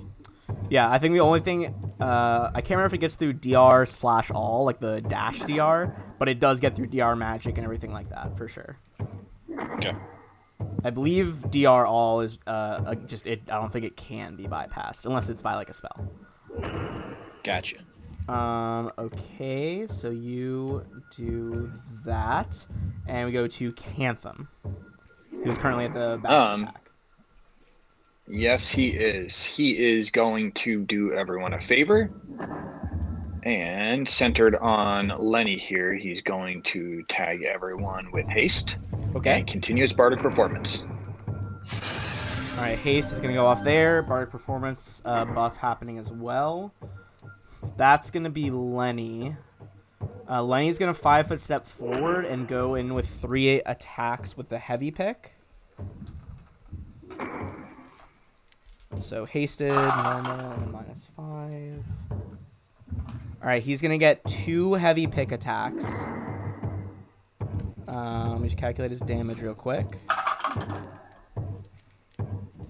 And his pickaxe is certainly enchanted to all hell.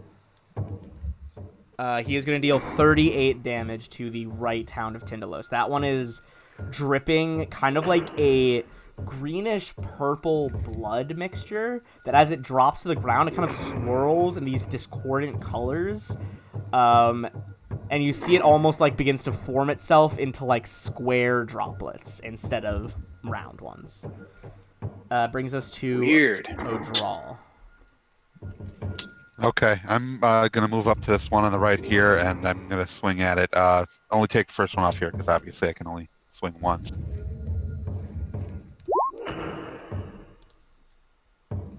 All right, so it's gonna be. All right, that is going to hit for a 9, and you have the +1 scimitar, right? Oh yeah, it says it right there. Yeah. Okay, so that is going to be full damage. This one is looking extremely weakened now. Is that kind of like weird, spatially distorted blood is like dripping all over the floor, which brings us back to Ezra Lightfoot. All right. Since Ezra is hasted, would he be able to cast a spell and fire an arrow in one turn?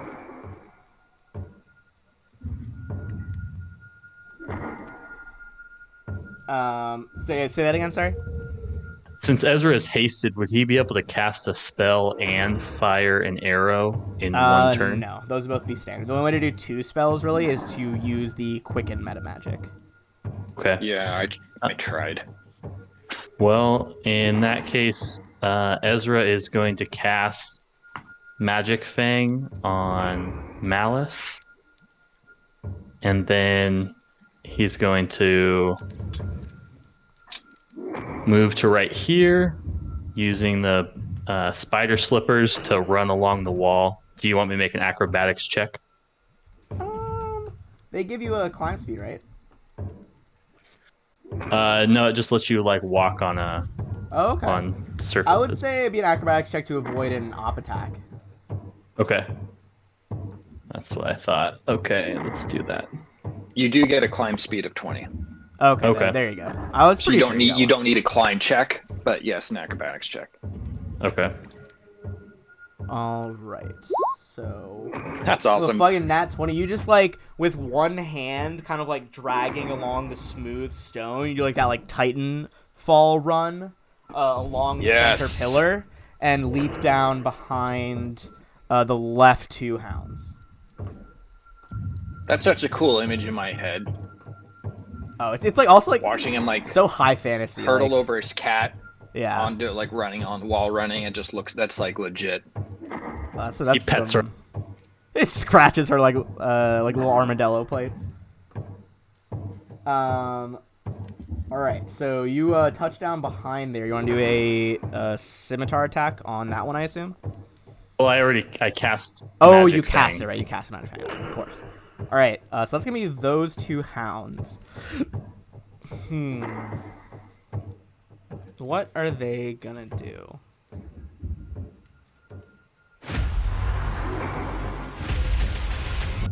Oh my goodness. ad went off my computer. It scared the absolute shit out of me. Okay, so they are the one on the left is going to 5-foot step back, and you see a familiar ripple of green time-based magic as it casts haste on its companions. And then while hasted, this one is going to go in on your cat.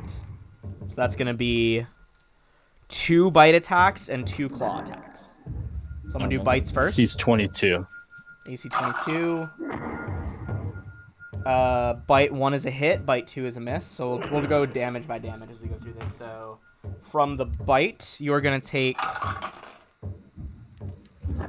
12 damage to Malice. Then it is going to be the roll for the 2 claw attacks. Those are both going to hit. And that is going to be 16 damage on Malice. As once this one's hasted, it just moves into a blur of like predatory action. But it is Malice's turn to counteract that. Okay. Well, Malice's with Magic Fang now is going to take a full round attack on the one that just attacked her. And then I'll roll again for a second bite for the haste. That's a lot of 17s, man. Jesus fuck. Yeah, no kidding. Okay, hold on. So So the second one, only the bite counts. okay, got it. Okay, so those claws are gonna miss, but both bites are gonna hit.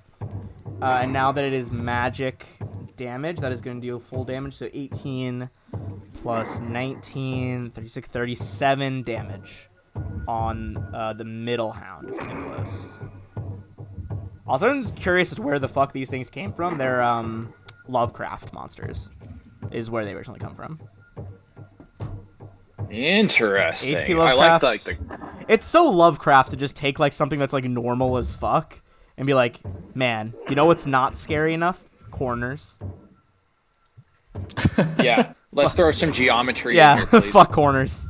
Yeah. Just like looking around the room like, oh, what could be scary? Yeah, okay.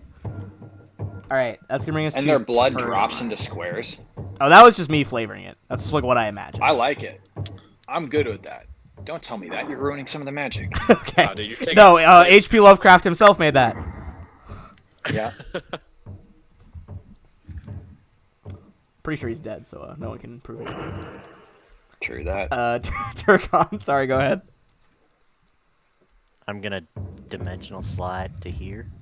They all turn around. They're like, Move 15 feet to here and snowball this one over here. okay, Snowball, the one that cast haste. Give me a ranged touch attack as the ice crystallizes.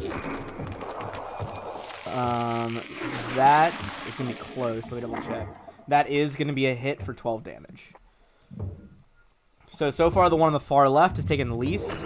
Middle one's looking about half. Far right one is badly damaged, which brings us back to Agnar. Good. Hit him with that. I mean, just utter devastation as the blood just splatters every which way, making these like insane, trippy, geometric patterns. And one hound is down. Then it is going to be Cantham, who is still at the back of the pack right there. Sorry, I double tapped, but it is your turn. Oh, you're good.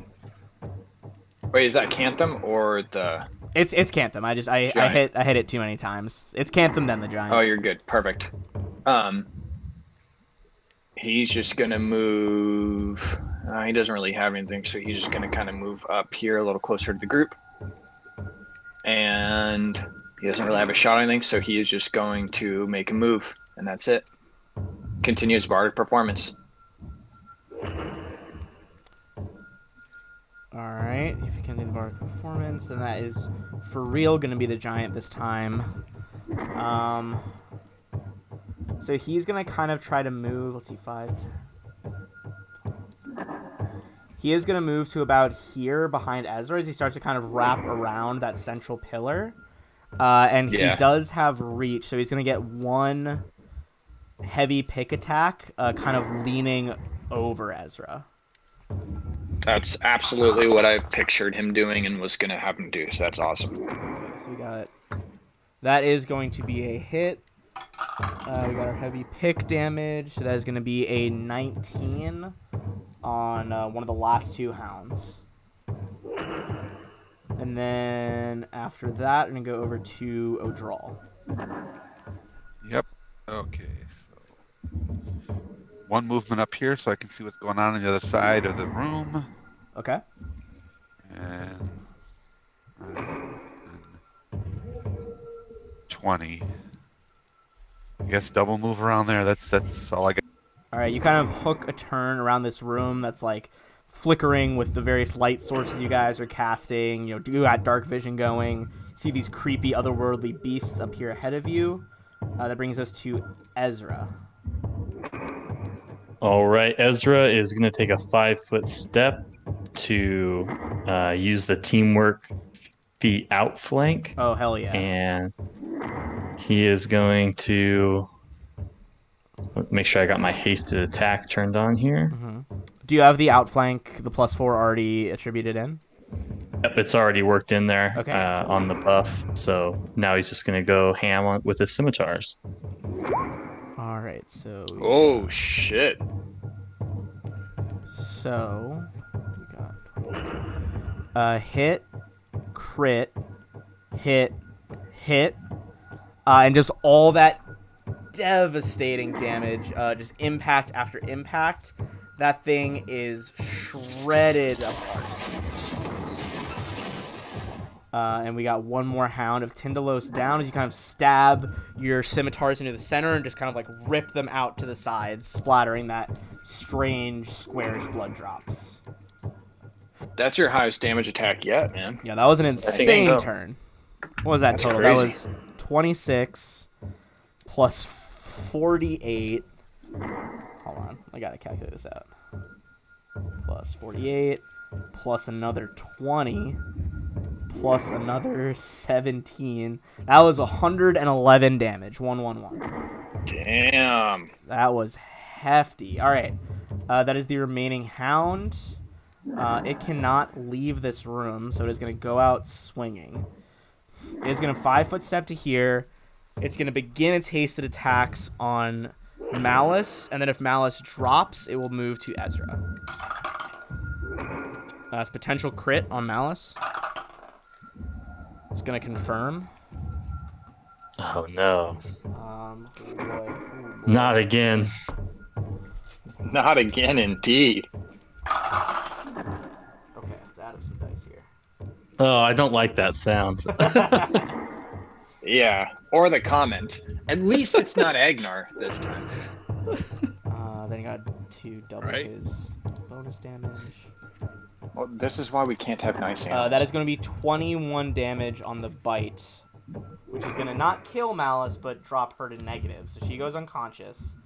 That brings us to the second bite, and both claws are going to be on Ezra. Ezra, what's your AC right now? His AC is 22. Okay, that is going to be 3 hits. So it's going to be... That's a lot of damage. Oh, man. Alright, so...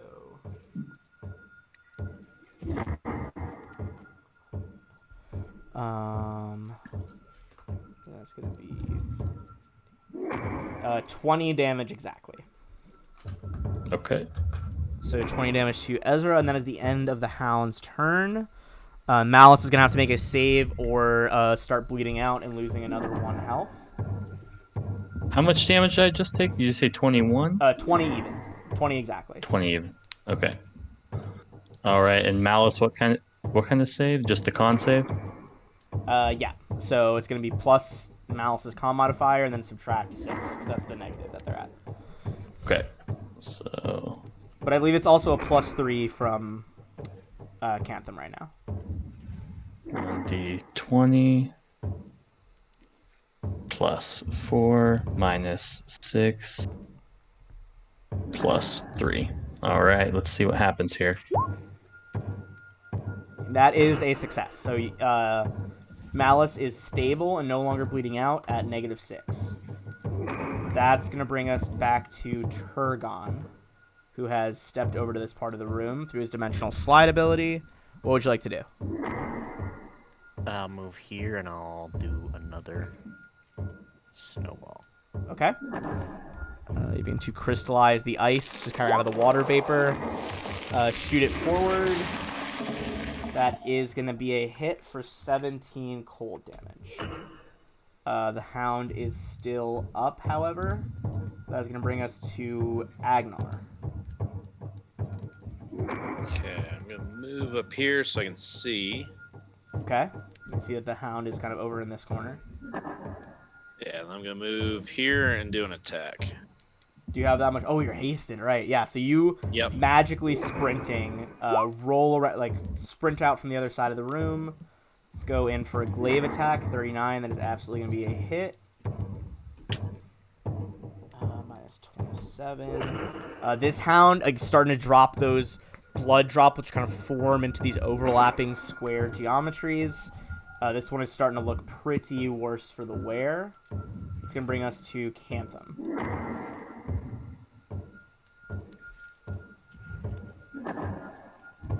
Ethan? All right. With I should have a clean shot on him now that the tiger's down, correct? Would you say I had a straight shot at the creature with? Sorry. I would say it probably has it has soft cover because there's a cat in the way. Oh no, the cat's prone though. Yeah, I'd say you have a straight shot. Okay. I am going to launch that at it. Very nice. All right, there is a crackle as you guys smell that ozone smell in the air. Lightning bolt. Oh, let's see if I can get that effect out. I've been playing around with these effects lately, so it's going to be a beam of...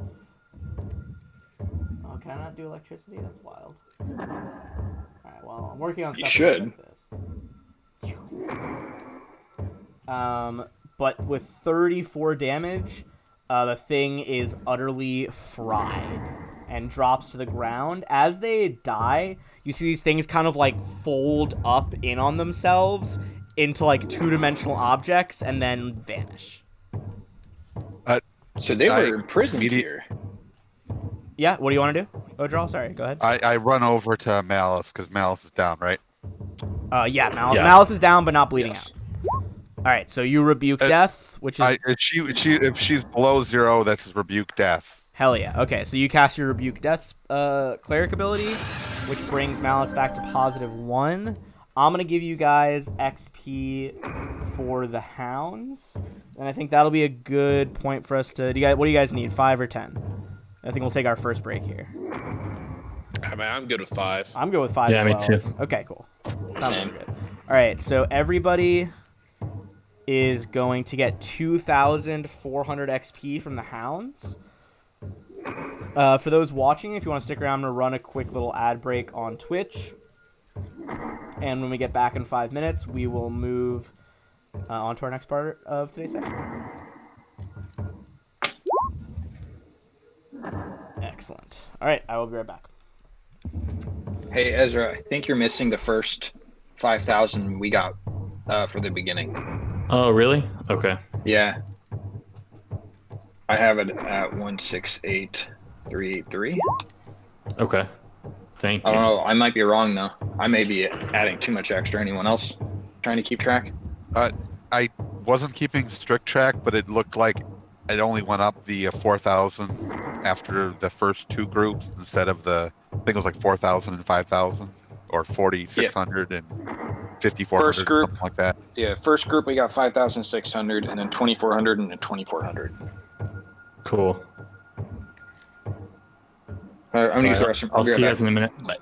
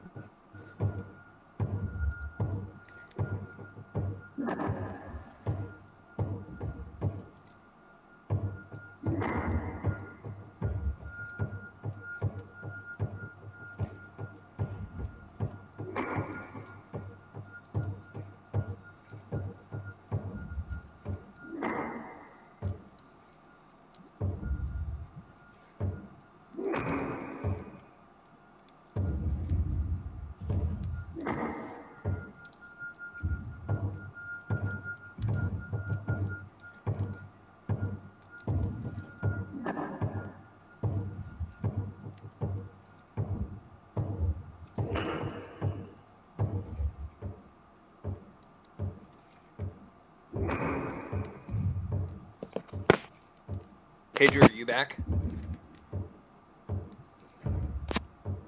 No, but I am. You're not the one I was trying to talk to, so. Aw. Well, fine. But since Drew's class started, he's no longer in our Runes of Aslan game, and we replaced him with Drow, the artist. Yeah. And the first game in, it was like this new character appeared out of nowhere. Her magic went haywire, and she just happened to end up somewhere way off track, like thousands of miles away from home. So she's kind of disoriented, not sure what's going on. She appeared in the middle of a battle, and now she's being surrounded by a bunch of creatures underwater that she doesn't know. And so she's basically like, hey, guys, give me some space, back off a little bit. Well, a couple people in our group took total offense to that.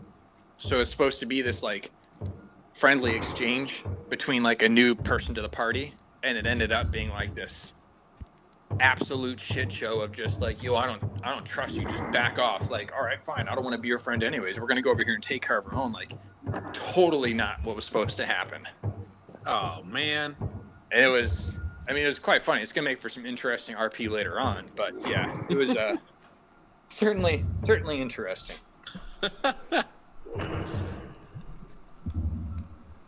All right, let's do it. I was just recanting our story of how Drow's appearance into the group wasn't the exciting, oh great, we got a new companion story it was meant to be. It was much more, who the fuck are you, back off. I don't want anything to do with you. Don't touch me. People took some offense to that, man. Some people were offended. I mean, it was wild. I wasn't expecting it to go down that way. No, me neither. All right.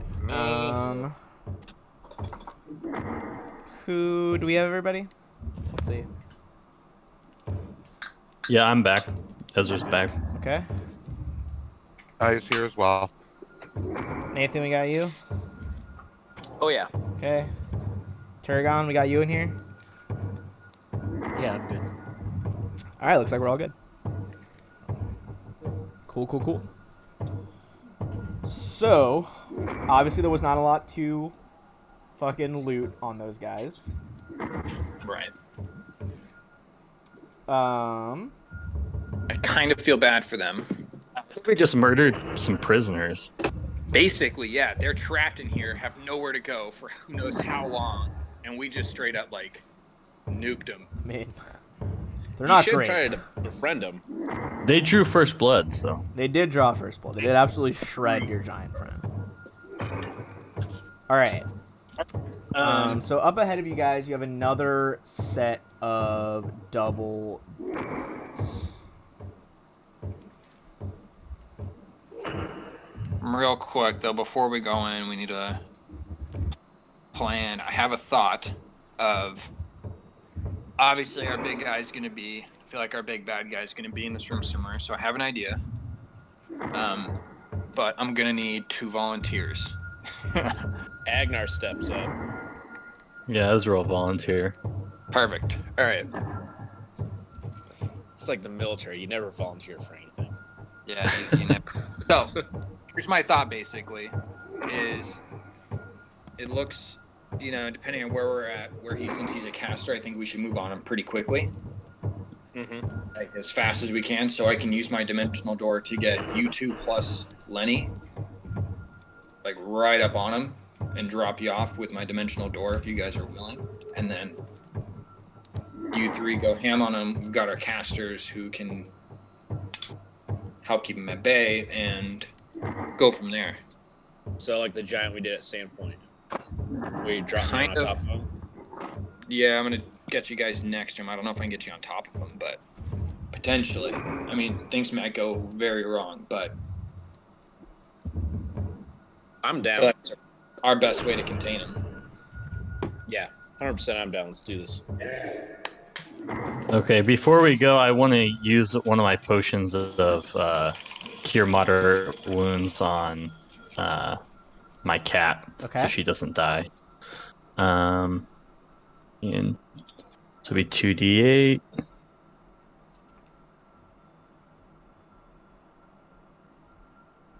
Okay. And I'm going to do that twice because I have 3 of them. So for 25. And I'm gonna touch Ezra and use another cure light on him. Thank you. Oh, all those All minimum damn healings. We get a few more heals. We still have those cure serious wounds and stuff if we really get in a tight spot. Are you guys Your sure he's in haste may not. I honestly, we don't know for sure. We honestly don't know, but it just seems like an illogical conclusion. But I'm gonna drop haste one more time to kind of reset that with the wand. Okay. here? Before we go, I'm gonna cast communal protection from evil on everybody. Well done. That saved the Oh. shit out of us last time you cast that, man. All right. So we got communal Oh, that's a protection huge boon. from evil.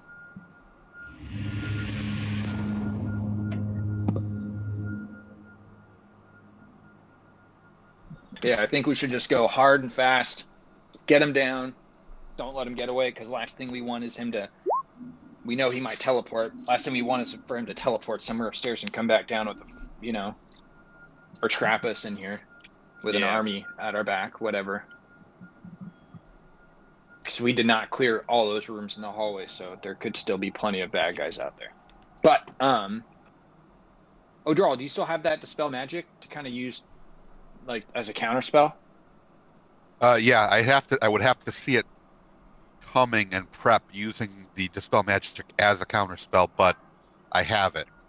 So you could potentially just hold that as a spell until, like, you could move in closer and just hold that as a spell potentially until we get to it, like, if we need it. Yeah. If I just do move actions or whatever, and then I guess prepare that. Not saying you have to. It's just something that I'm just wanted to see if you still had that, because that could be super awesome to hold him still if he tries to teleport out of here. But yeah, I feel like we're all buffed up. Everyone has haste, good hope. I'll get inspired courage on once we get in there, and then I'm gonna teleport those 3, and then the 3 of you will push in from the other side. Yep. Okay. All Hopefully right. everything doesn't fall apart. Yep. Let's go watch how this is gonna fall apart. All That's a right. good, So good way who's to put opening the doors right here? it. Lenny, It's fair. seeing he's a giant. All right. So first of all, I'm going to remove your light blocker. And Stream, don't worry, I'm going to move you over there in a second. Lenny is going to push those doors open. And you guys see inside, this is like a 10, 15 foot tall door. It's a big door.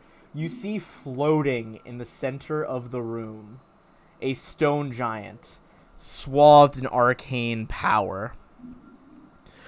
You shouldn't have come here.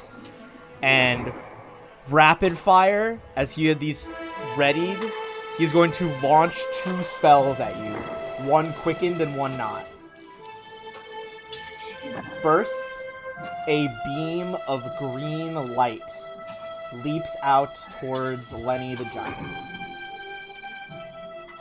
And Lenny is going to make a save.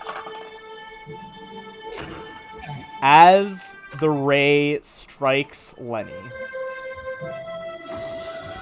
Let's see.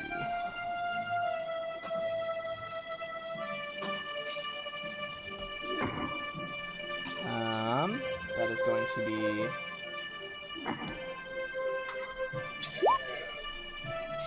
Lenny is going to be struck. His whole body fractures with green cracks running through it, and he dissolves into a pile of ash. Oh! So he is completely done. Follow that up with, he holds out his other hand. 3 blasts of fire rocket out of his palm. 2 at Agnar, 1 at Phantom. These are going to be ranged touch attacks of a Scorching Ray. What are your touch ACs?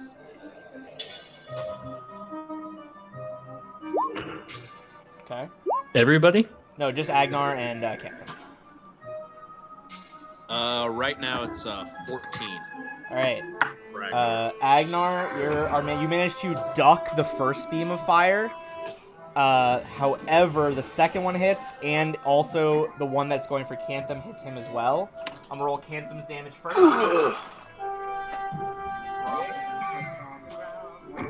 Go. Where the fuck did that land?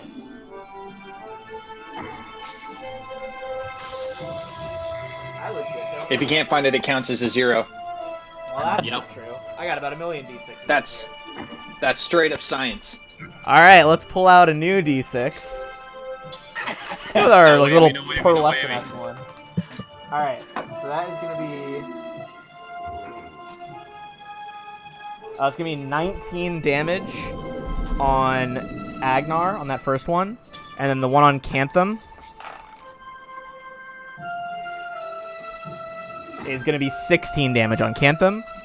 And with that, we are going to roll into initiative with Makmurian, Lord of Giants.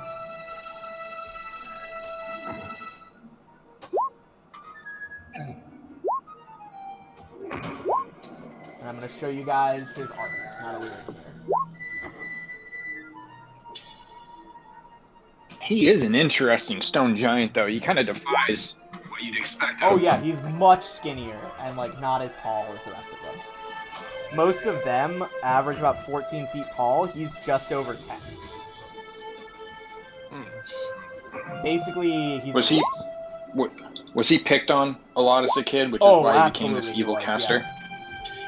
Oh, seriously? Yeah, he was bullied hard. He was a runt.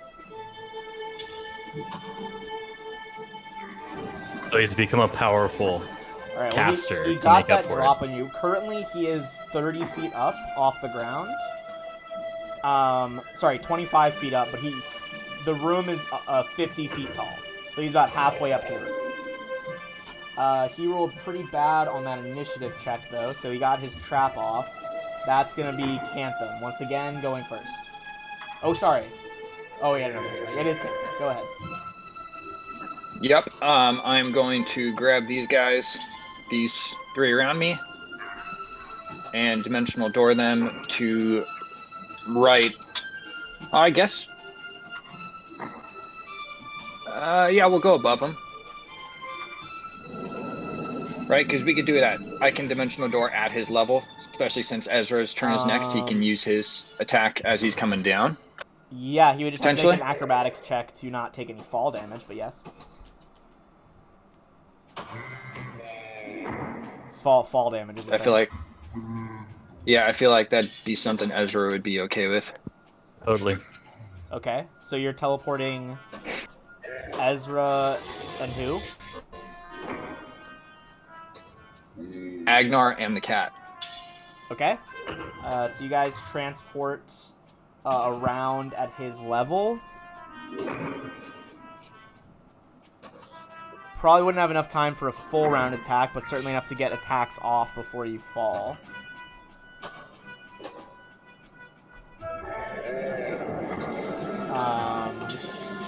So you teleport them to there. Agnar, you're moving, I assume, to like there-ish, so you can block or flank. Okay.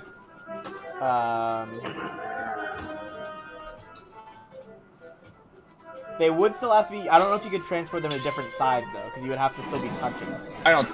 Yeah, I didn't plan on that. I was planning on just kind of having them like all lined up, like bring like Ezra that. one square over and the cat right there. Oh, okay. So that way they're not obviously stacked on top of each other. But yeah, like. Well, they can be a little stack because it's a 3D space. Okay. All right. So Ezra, you have time to make an attack before you fall. Okay. And since I didn't make a movement, can I just do a full round attack? You see how fast you fall in Pathfinder. Okay. We're also hasted too. You are also hasted. I'm gonna say yes, you could full round attack, as you were probably like getting into a fighting stance as he teleported you. Okay. Yes, so go for a full round. Miss, hit, but crit doesn't confirm. And then a hit as well, and then another hit. Although you realize as your blade impacts him, the electricity discharges and does nothing. It seems he has a spell resisting electricity. So let me stack that damage up. That's gonna be 32. And how did we say last time the dispel magic sword was gonna work? I forgot what you had said. Let me double check. Dispelling. Well, Pathfinder weapon.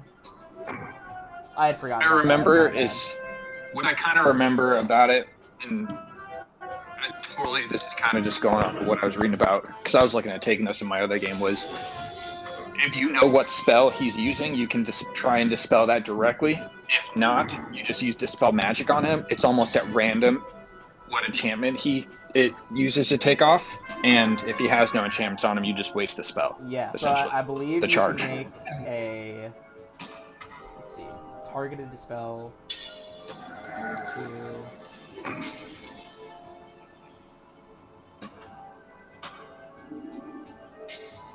Because my 2 attacks that don't have any electric damage on them are technically a dispel magic sword. Okay. So it looks like, I think you could try a Knowledge Arcana or Spellcraft check to identify what spells he has affecting them, and then try to choose one to make it a spell check against. Okay. And since it's not my turn, right? Or it is my turn, yeah. So I make a spellcraft check. Just make the check. Okay. Okay, 20. Okay. So you're not sure all of his spells, but at the very least you know that he has Fly, Mage Armor, Shield, and Bear's Endurance, and probably a few others. So again, those are Mage Armor, Fly, Bear's Endurance, and Shield. Okay. And I have to pick one to dispel? I believe so, yeah, and it would be a caster level check against that. So it has to be it's a DC, so you roll a dispel check, 1d20 plus your caster level, and compare that to... Oh, okay, so you get to compare that to the spell with the highest caster level, DC equals 11 plus the spell's caster level. If successful, that spell ends. If not, compare that result to the spell with the next highest caster level. Repeat this process until you have dispelled either one effect or have failed every check. So basically, you roll once, and it tries to target it from like the most high-level spell he has to the lowest in order. And whenever you first succeed, that's what's dispelled.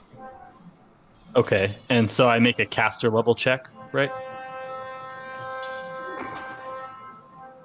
Can I do that? Yeah, give me a few minutes. Just like to. Alright, after we resolve this, I have to go help the Prego Ego really quick. I'll be back in like a few minutes. I just gotta keep an eye for her. Okay. For those who don't know who are watching, I'm gonna be having a baby. Well, I'm gonna be having a baby tomorrow. So, tending to her right now. Alright, so make a caster level check. Okay. Give me 12. So, if he has any level 1 buffs active, then that would get rid of a level 1 buff. He does have a level 1 mage armor up. So you would, with a flash of purple abjurative magic, you are able to remove his mage armor. As your blade kind of cuts through the semi-transparent, looks like a set of like glowing blue armor, the blue armor just shatters. So his AC is now effectively 4 lower than it was. Cool. Nice. It's worth it, What huh? a great first Alright, so use. he- Yeah. He took all that damage. You removed mage armor. Okay. Now I'm gonna need you to make an acrobatics check as you are 25 feet up. A successful acrobatics check will negate the first d6. If not, you will take 2d6. Okay, so that's not enough. So you're gonna take 2d6 falling damage here. And since you took lethal, you're gonna fall and land prone. So you are currently prone on the ground, and you take 9 falling damage. All right, and Totally worth it still. yeah, Yeah. that was an excellent use right there. All right, with that round, I will be back in just a second. Feel free to discuss your guys' strategies against this big boss right here.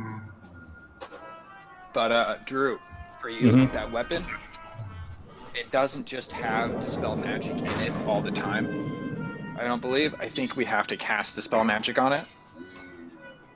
Like reload it after every use. Okay, let me pull Which up what I is was why- reading a minute ago. Yeah, double check on that.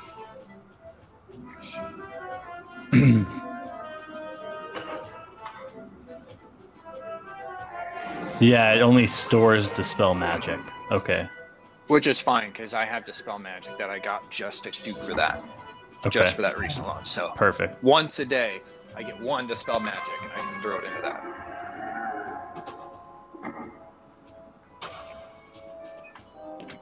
Yeah, that was a good strategy, the teleport thing.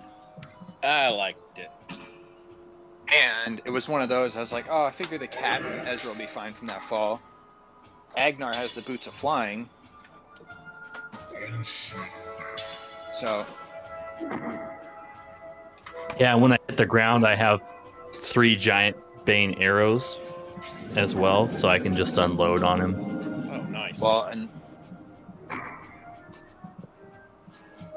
plus our caster can dimensional door in here, and then Dural's a little further back, but he's hasted, so he can catch up pretty quickly. Or just block him from running away. That reminds me, I totally forgot to click the little giants button on my buffs. Also, me too. Agnar, for you, Yeah. your feet, that allows you to take 1 step over. You're not actually there, so you're in this square here. But for the purpose of attacking, you can pick an adjacent square, so you could do right here. So And be technically, you'd be flanking because you're going through the same square. He's technically that's flanking. That's what that 1 feet is. I Yeah. believe. Yep. Although I've got, if I want to go and not have to do the close attack, I'd have to 5-foot step back a little bit. So that would put me, right here, to get that full range swing on him. Oh, then yeah, you couldn't do that. That wouldn't work. Yeah, It's only for close, so yeah. and that's much better than the flanking, I think. Candem's gonna be pretty much useless, just so you guys know, because he's gonna fall and probably hurt himself. Just jump on my back. Oh yeah, that could work. You start throwing lightning bolts, I'll start throwing swings. That's fair enough. Plus, if he has to hit Batting me, and he has to pitching. hit you. Yeah. You can literally just like hang on my back and just have like a little wand poking up by his ear. I like this. Yeah. Just wait till Turgon gets near Dimensional Doors. He's been saving some shit for this fight, I know. All right. Right, Turgon? Right, I Turgon? am back. Okay. Get out of here. Out of the chat bot. I see you. All right. Cool. You totally sound like a bed community. Cool, yeah. Cool. So that is going to bring us to Turgon. Get back in the order here. I'm gonna move 15 feet by this door and then start summoning a huge earth elemental.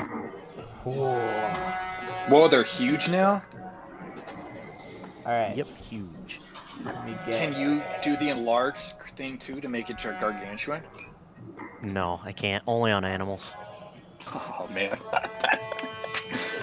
right. I'll get that token ready as you begin the process of summoning. I do that thing where you clap your hands together. Your runic magic spirals around you. That's going to bring us to Odral, who is in the Tyndalos room. Yeah. With my hasted movement, one movement gets me there, so I can actually see what's going on. Okay. Uh, Yeah, this room is lit by torchlight, so there is a lot going on. And he's still 25 feet up. oh, up in the air. Yeah, he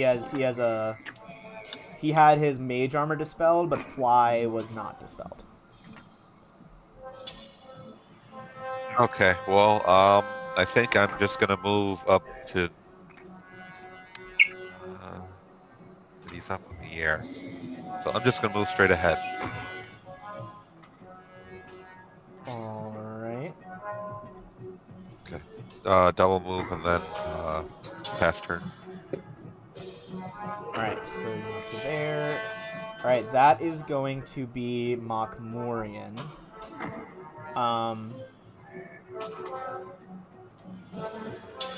So this is a little tricky because I think he is going to he's going to fly away, which is, you're still going to get attacks on him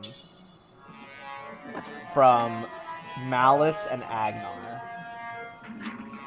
But since he was quick on the draw, I'm going to say each of you is going to get an op attack and a hasted attack on him. Because this is a very strange rule interaction. So if Agnar and Malice want to roll their regular attack and an op attack. Sorry, yeah. Basically hasted. A regular and a hasted? Yeah, regular and hasted. So your highest BAB twice. Okay, so 39, 35. 35, 32. Okay, both of those hit for a total of 37. And despite the fact that he has DR adamantine right now, your glaive is going to cut through that. So it is going to deal the full 67. And then Malice is going to get, I presume, 2 bites. Yeah, Malice is actually going to do the. She gets a full round, right? Well, he's moving on this turn now, so he's technically flying away. So I was saying we're gonna like do a weird rule interaction where instead of doing 1 attack opportunity, since you guys teleported there, you're gonna get 2 attacks of opportunity. Attacks of So opportunity. 2 at the highest BAB, Two so at the basically highest like 2 BAB. bites and a claw or something. 2 bites. And would I be able, like, as she gets a special attack every time she does her attack, just like Red had a trip, and she's been doing rake with her claws, but Okay. she can also do grab. So can I do 1 bite, and then if the second bite also hits, do a CMB roll for grab? I would say yeah, To that's grapple? part of her Okay. stat block for the bite attack. Okay, cool. So here's the first bite. That is a miss. Here's the second bite. So those are both misses. They kind of impact his magical shield that's floating around him, and does not penetrate his wizard defenses. At this Okay. point, he is going to fly at an angle over here. So he is now 35 feet off the ground, and this distance away from you horizontally. So 35 feet vertical, and 20 feet away from you on the horizontal. As for what he's going to do next here, let's see.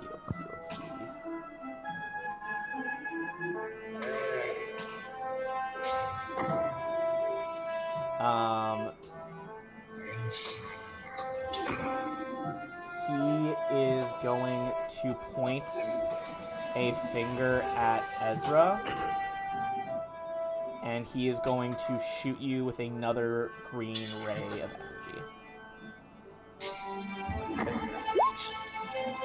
So this is going to be, let me double check what exact save you're going to make. So you are going to make a fortitude save as the beam strikes you. Okay. That is the exact DC that you need. So you avoid the worst of the disintegrate spell, but you're still going to take some damage nonetheless.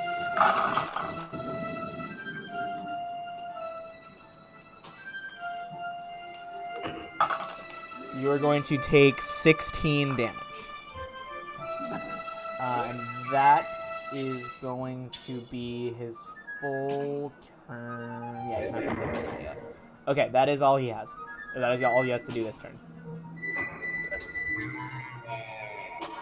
So next we're going to move on to Malice, who got those attacks off, missed with the bites.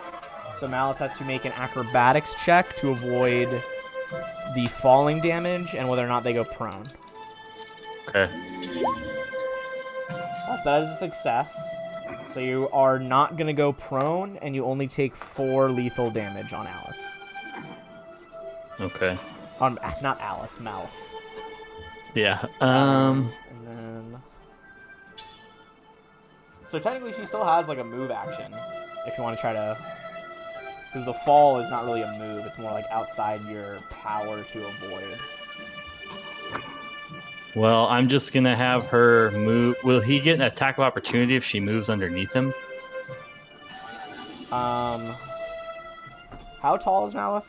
It's a 10-foot by 10-foot cube. And he's 35 feet up. No, he wouldn't be able to reach her. He's too high. Okay, she's gonna move to right here. Okay.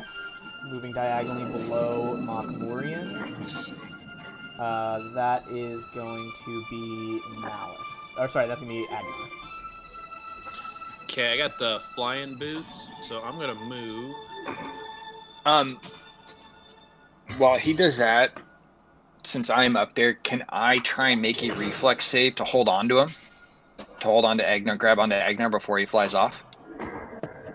I don't know that the boots would have enough force to lift both of you, as they're a personal magical item. Gotcha. I mean, he's itty bitty. I would say... What's the fly speed of the boots right now? Oh man, I'm not sure. I want to say it's like 30 or 40. I'm gonna add it to the chat. I think I agree with Ben. It just says let the wearer fly. Gotcha. Yeah, I just don't know if Okay. it It doesn't say like, yeah, it doesn't say like anything extra, just like what you use. So yeah, perhaps. Okay, so But it's a so fly it's speed of 60. 60, yeah, because it's per the spell. All right, and with Malice being right here, she's on the ground, right? So would I still have flanking with her? You would not, because Okay. while She's she not does have within melee striking attacks, distance? she's not within striking distance. Okay. So then I'm going to make my attack.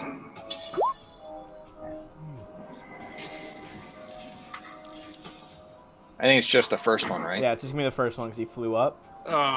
39 is gonna be a Yeah, hit, sorry, though, dude. with doing 34 Game damage. over. Oh, that would have been awesome. That would have been game over, probably. That's gonna be Cantham.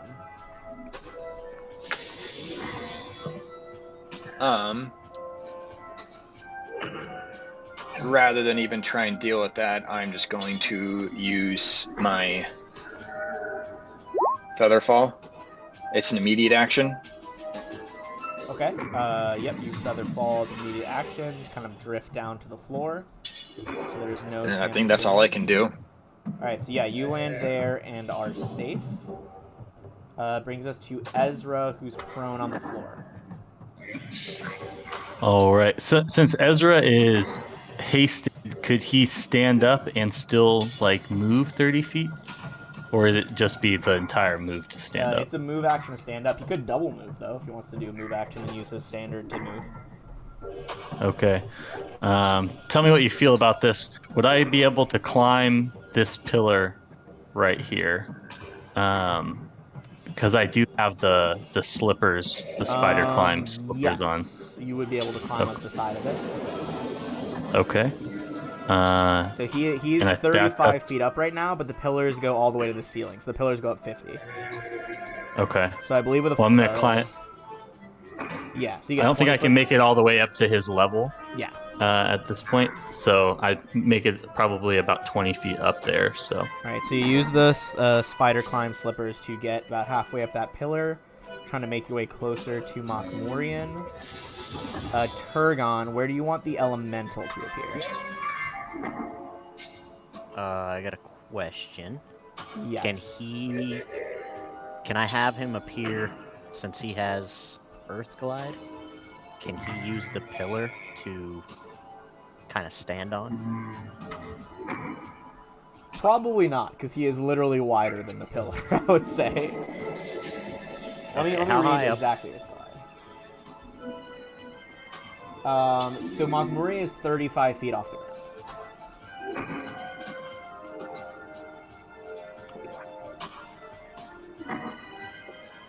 So the Earth Elemental couldn't reach him.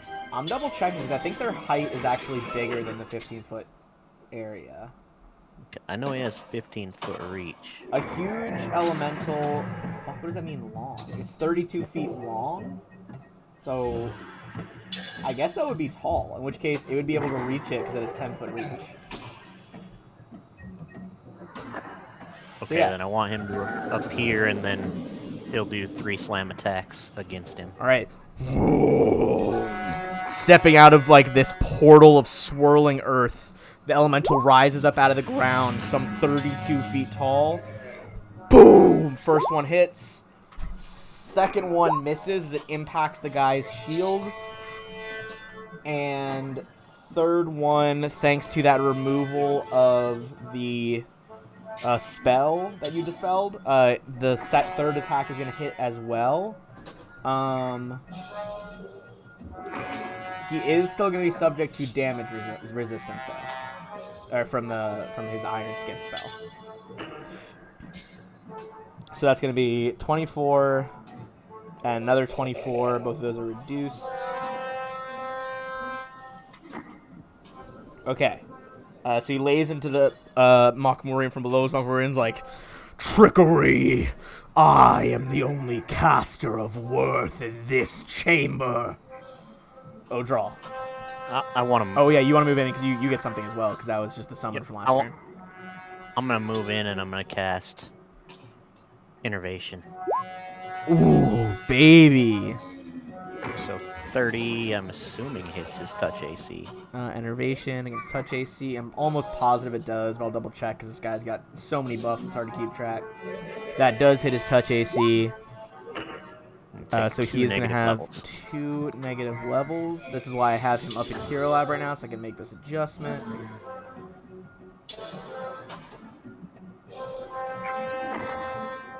Alright, so that is going to reduce some of his abilities. And that's your full turn?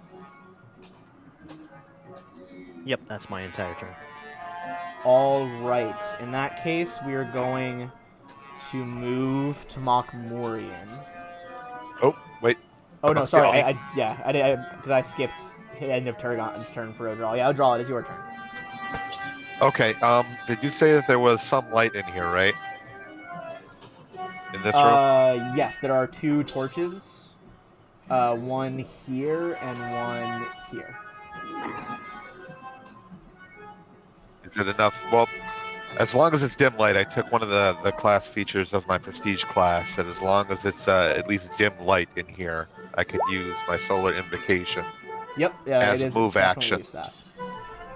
And because I'm high enough level, I grant a +2 competence bonus to attack rolls and damage rolls against evil creatures, and Oh, hell I think yeah. it's +2 to the DC of spells against evil creatures to all my allies within 30 feet. You guys see Odral kind of hold up his scimitar, the holy weapon of Saren Ray, and the 2 torches, one on either side of the room, begin to swirl and grow brighter and brighter, almost to the point of the noonday sun, as he invokes the solar power of Saren Ray, giving you guys those +2 competence bonuses, and making DCs of your spells go up by 2, as the light kind of washes over the evil Mokmurian as he like shields his eyes. Oh, what trickery is this, cleric? And then my standard action, I'm going to ready. I have no idea if he's anywhere even close to this, but I'm going to ready if he tries to teleport away to counter with my spell magic. Okay. You ready that dispel magic? Now we are actually going to go to Mokmorian. Ooh, he's in a bit of a bind here. All right. He is going to full round attack Agnar. He is holding a massive, like, spiked club, seemingly covered in runes. Agnar, what is your AC right now? It is 21. Okay, And so if I'm forgetting something, please let me know. Like buff wise. So you have the extra from haste? Haste, It's Good just- Hope, Giants, and Bardic. Then yeah, you're. I think that's it. all the buffs you have right now. Okay. And actually, I And don't know if I have solar my Bardic invocation. performance up right now. Protection from evil, if he's evil. Oh, you don't have Bardic performance? No, I haven't started that yet because I was teleported in, and then had to cast Featherfall. Yeah, I was which- about to say, I don't think he had started yet. Yeah, I haven't started that yet. Alright, give me 1 second. I'm just double checking this thing that he can do. Alright, so all three are going to hit. As the first one hits, you begin to feel energy sucked out of your body. So first of all, from this spell, Agnar, you are going to take 31 damage. And you see his wounds start to heal. And then you are going to take 3 hits from him. And these are the power attacks. So that's going to be... I'm going to need my calculator for this. Yeah, it's not good.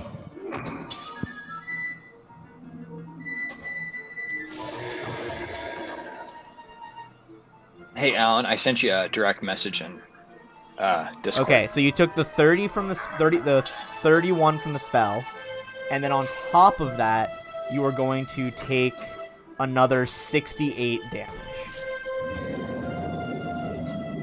Oh. Okay, I'm at 17. Damn.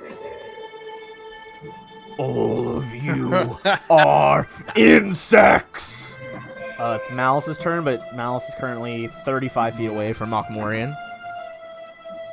Well, Malice is going to use her claws to run up the pillar next to him, and I assume she'd be able to double move, right, if she makes the climb check, right? When you make the climb check, I believe you move at half your speed, so if you double moved, it would be 1 full move action. Okay. So she'd just be able to make it up about 30 feet. Yeah, Well- but she'll have to make a climb check. Okay. She's going to make the climb check.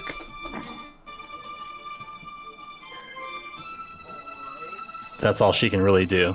18. I don't think that's going to be enough. I'm checking the surface rules for climb.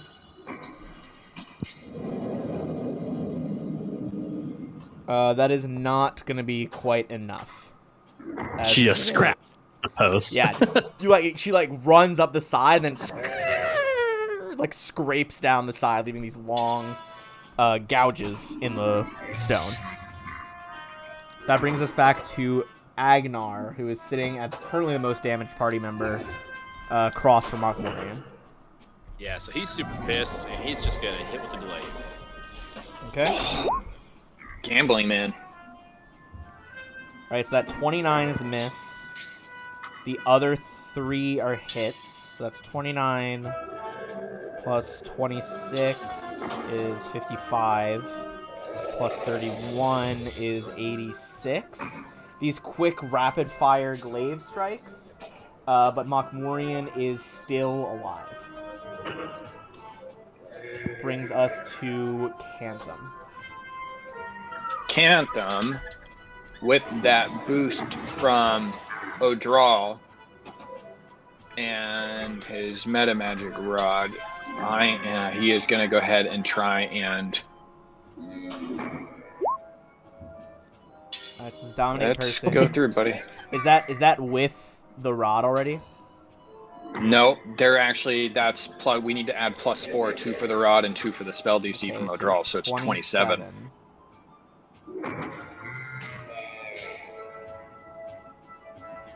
See if we can get some information out of him before he departs this world. All right.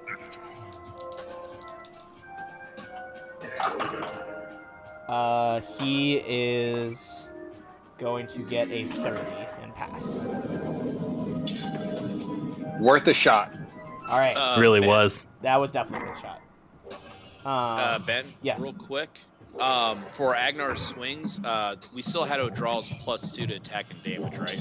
Because I didn't add those in manually. Oh, you didn't add those in manually? Okay. I don't know how to do that, yeah. Okay, so We're past that point. We'll show you later. that other one would have hit then on those 29. So that's 32 from that.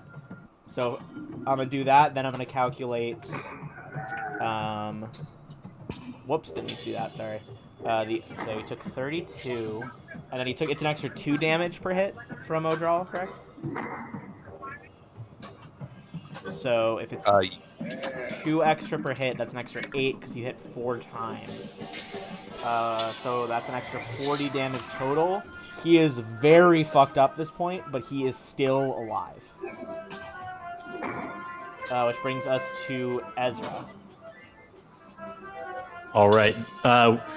To climb it up another 15. Oh yeah, he has the shoes on. I'll have to make a climb check. So as we're gonna move up 15 feet level with Mokmorian, and use the ring of jump to jump onto Mokmorian and grapple him.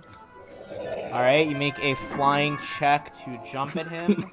Remember, if you fail the grapple check, no, it's gonna be an acrobatics check to try to jump there. But if you fail the grapple check, you're gonna fall. So that's 2 chances to fail. Okay. So start with acrobatics. Here we go. Fingers crossed, everyone. Yep. All right. So you're even with him.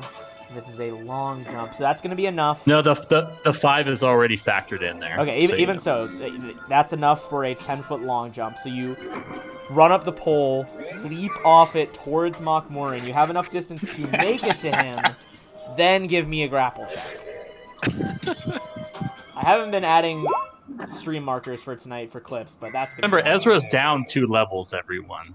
So you try to, and he just like spins around and he's small for a giant, but he's big for a humanoid, and just backhands you with a stone fist and sends you to the ground. That is a damn it 35 Nice foot try. drop. So make an acrobatics check or take 3d6. Okay. And let me take off the jump buff here Yes, on this acrobatics. is no longer a jump. You are falling with style. Yeah. That is going to be a fail.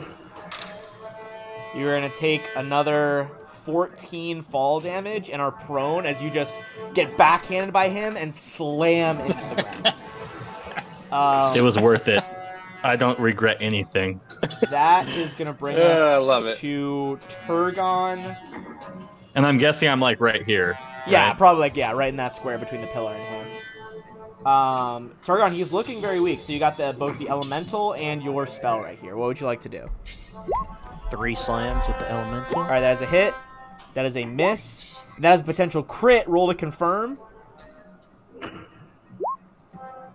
Does not quite confirm, but between the 27 damage and the 25, even reduced by his adamantine resistances, the elemental reaches up, crushes one ankle, pulls Mokmorian down to his level, and the other stone fist just closes around Mokmorian's skull, squeezes. You hear a crack as blood oozes from Mokmorian, and he drops to the ground.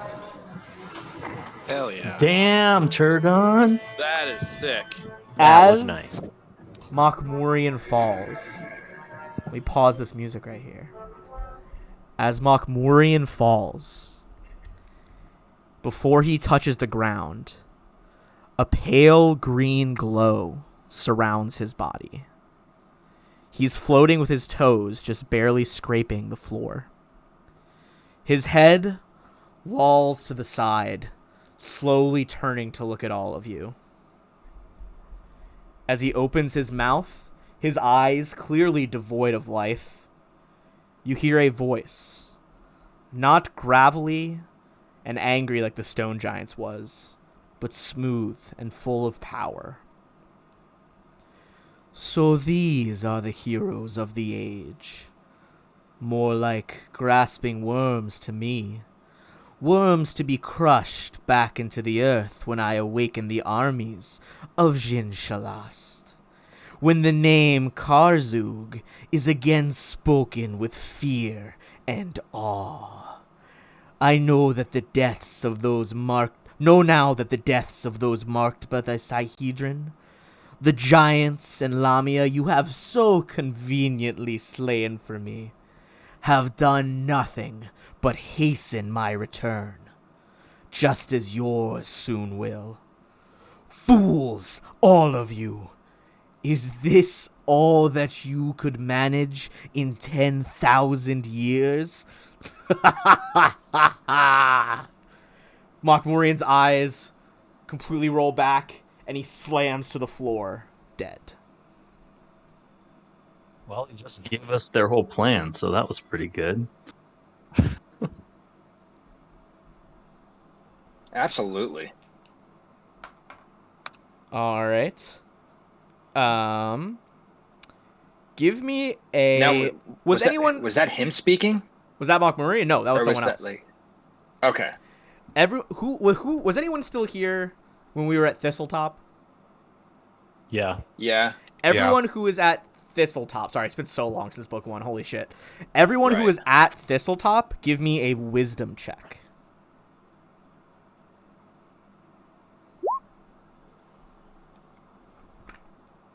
All right. Odral and Cantham, that is not quite a pass. However, on that nat 20, Ezra, you realize something. I'm going to flip back here really quick.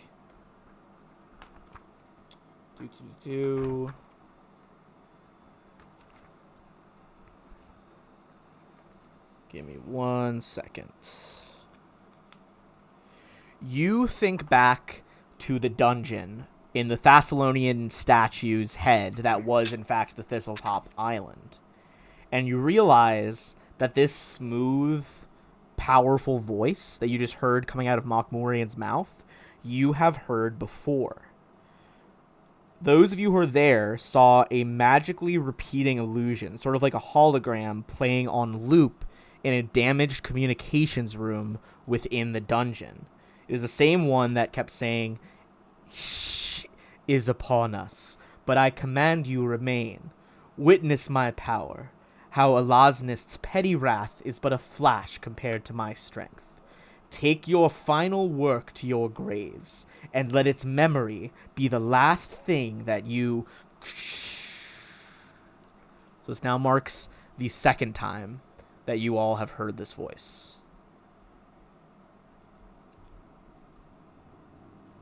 Well, I think he kind of showed his cards there. I'm pretty sure it's this Koza guy. He said the name Karzug, yeah. Arzug, yeah.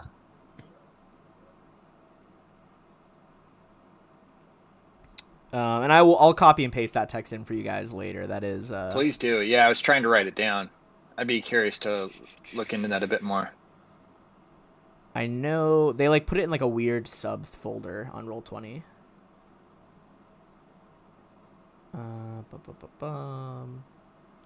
Okay, well, while you guys do that, you guys can make a perception check around the room and see what you can find.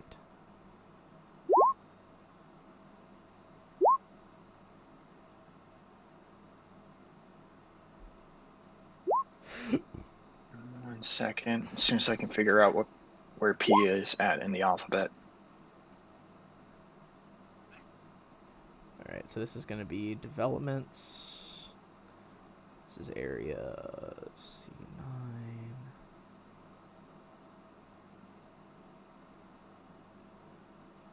Alright. So yeah, as he kind of flared with that emerald green light, this is what came out of his mouth.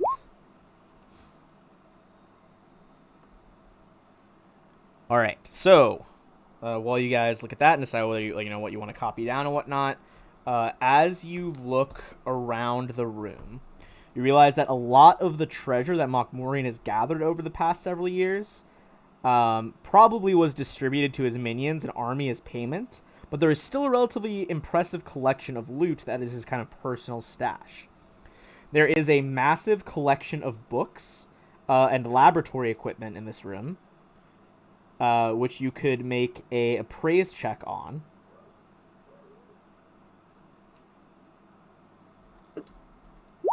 So just the arcane materia of this room, like the various lab components and stuff, is worth 2,000 gold. You also find a set of chests under the desk that he's using. Which the first chest contains a whopping sum of coin. 12,000 gold pieces. Ooh. 1,100 platinum pieces. Oh, wow.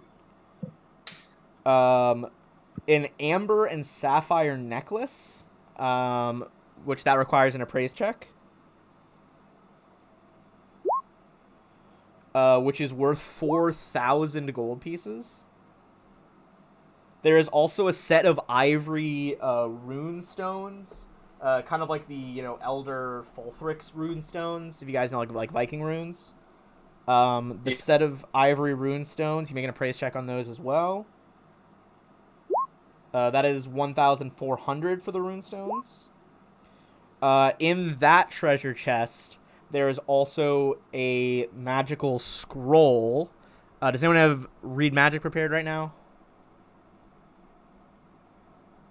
I do. I do. Okay, Actually. so Yeah, we the both pair of you who have that prepared, you would quickly realize that this is a scroll of contact other plane. Oh, this is perfect for Turgon. You can Um, contact your demon overlord. You can go visit him. in Like addition, weekend getaway. in addition to that, there is another chest full of all of Mokmurian's extensive arcane research. Effectively, all of these spell books together have every single spell in the core rulebook up to level 6 spells. So if there is any spell that especially Turgon wants to copy from the core rulebook, spell levels 1 through 6, those are all contained in his research. I think he's the only one that can use it. Yeah, and if there, I will say, obviously this is the anniversary edition. A lot of spells came out since then. If there are specific spells you're interested in, we could talk about outside of the session, maybe rolling some chances to see if he researched those spells too. Yeah, So- I think Turgon's the only one that can really play with Yeah, that Turgon, one. you can So I'm gonna take put your that- time to figure out if there's any ones you want, and we can sort something out. Because basically the point of this discovery, it even says so in the book, is he has a ton of magic research. So if it's not in the core rulebook, we could probably swing some other spells as well. Gotcha. I'm gonna put down Turgon for the scroll in those spell books then for your loot for your take. This will be, damn. Okay. So wait, real quick with that. Does that mean he could actually take level 6 spells now? I have level 6. I think he already. Yeah, he probably already has level 6. Oh, what? If They he level at a different didn't, rate he'd than be the able bard? to basically add them to his spell book, but he wouldn't be able to prepare them. You can add things to your spell book. He could add a 9th level spell to his spell book right now. He just wouldn't have the arcane capability prepare. of casting it. Until he gets that level. Okay, that makes sense. That's what I was wondering. I was like, because I'm only at level 4. That's my max spell I can get right now for a bard. So I was like, oh shit. Yeah, it's Can I a cast level 6 spells out of that then? And different learn it, you know? progression. Okay. Okay, so a few more things. You do find something of interest in his notes and battle plans that I'll give you guys as a handout in a second. But first, let's go through what magic items he has on him.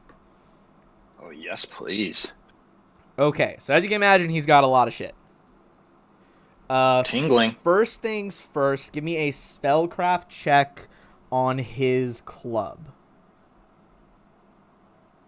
Gonna have Turgon take care of this for us. Okay, Turgon, you investigate the runes inscribed on Mokmurian's his lovely little club, and you realize that it is a +2 defending spell storing club. So basically, spell storing, you can like store spells inside of it up to level 3. And what the defending does is you can temporarily transfer the weapons enhancement bonus to your AC. So since it's like a +2 club, he could transfer that and make his AC 2 higher. Which is why his AC was a bit in flux that fight. Okay, so the +2 defending spell storing club. Next, we move on to his magic items. You can see his bag is clearly magical. Give me a spellcraft check on that.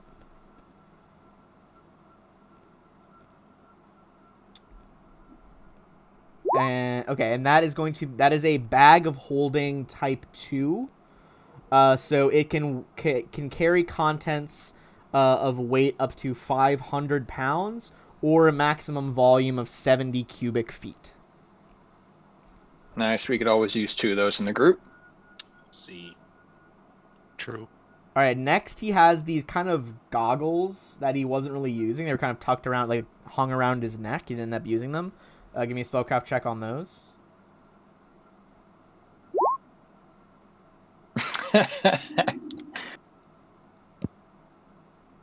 Your intelligence score is off the charts, bro. Yeah, it's pretty high. Give me 1 second. I'm just double checking something. Whoa, +21? Damn. Damn, dude. Right? That's awesome. I mean, I do have like +23 for my performances, but that's All right. what I specialize So that in. next item are fog cutting glasses. These goggles are made of carefully polished rock crystal with frames of polished bronze and a simple leather strap and buckle sized for a giant's head, but easily adjusted to smaller wearers. The goggles allow the wearer to see through magical and normal fogs, mists, and similar obscurement. They do not confer dark vision or low light vision. Farther, the goggles distort and skew vision strangely, causing a -4 to perception checks. Next up, you see that his actual robes are magical. Damn. And they are inscribed with Thessalonian runes. Okay, these I'm are liking that already. robes of runes. A robe of runes. This robe is made of crimson silk and emblazoned with dozens of spindly Thessalonian runes, each symbolizing a different type of magical effect or a syllable of power. Often favored by wizards, the robe can provide some benefit to any spellcasting creature. While worn, it gives a +4 enhancement bonus to intelligence and allows the wearer to recall, as a free action, up to 4 levels of spells per day that he had prepared and then cast. Each time a spell is recalled and prepared again in this manner, the sudden rush of magical energy infuses the wearer with power. For 1 round, after recalling a spell, the wearer's spell save DCs and attack rolls for spells gain a +2 enhancement bonus. Oh, Cantham likes. So basically, like, you could re-prepare 4 level 1 spells, a level 1 and a level 3, but only like 4 total levels of spells per day. Up to level 4. Yeah. Oh man, anyone? So like 1 level Cantham's gonna throw 4, us. 2 level 2s, however you want to split it up. All right. Oh, Next, that is awesome. he has a wand and a scroll. The scroll you can automatically read. He didn't get a chance to do this. This is going to be his next move in combat. He has a scroll of limited wish. Ooh, shit. Oh, Yeah, that's going with the group. What was he gonna do with the wish scroll, if you don't mind. He was going to use it to recast a level 6 spell. Okay. In this case, he was going to try again and disintegrate one of you. Damn. That fight can be brutal. I mean, elemental that's coming potentially clutch. 3 insta-kill spells that he has, like, on tap.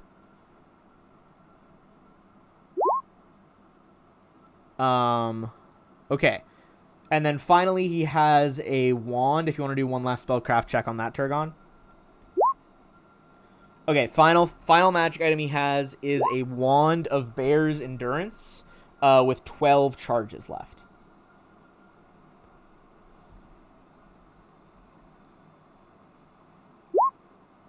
All right. Okay, you already heard about that. He also has a pouch of diamond dust, 500 gold pieces worth of diamond dust. And then the last thing he has a small golden key, but instead of like the regular teeth on the end of a key, it is a Sihedron, 7-pointed star. We know where that goes to. All right, so that is everything he has on him. Give me 1 second, and I'm going to send you all the handout. What handout is this? Yep, handout 14.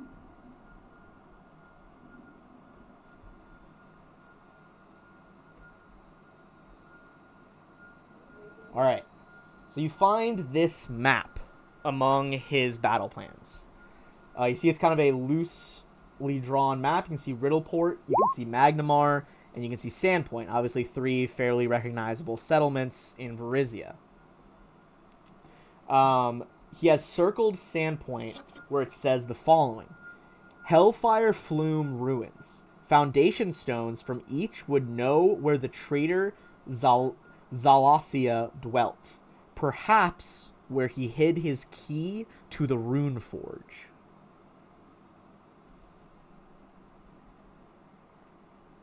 Not Sandpoint. That's why they were looking for that tower. Oh, yeah, that guy that was trying to grab a piece or grab something and run. That's the Yeah. question they're trying to ask.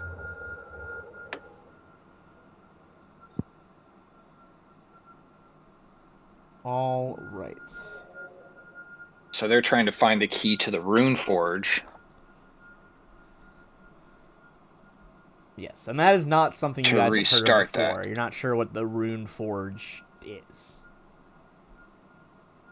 I'm gonna while we're discussing all this stuff, I'm gonna quick heal Agnar because he's looked better.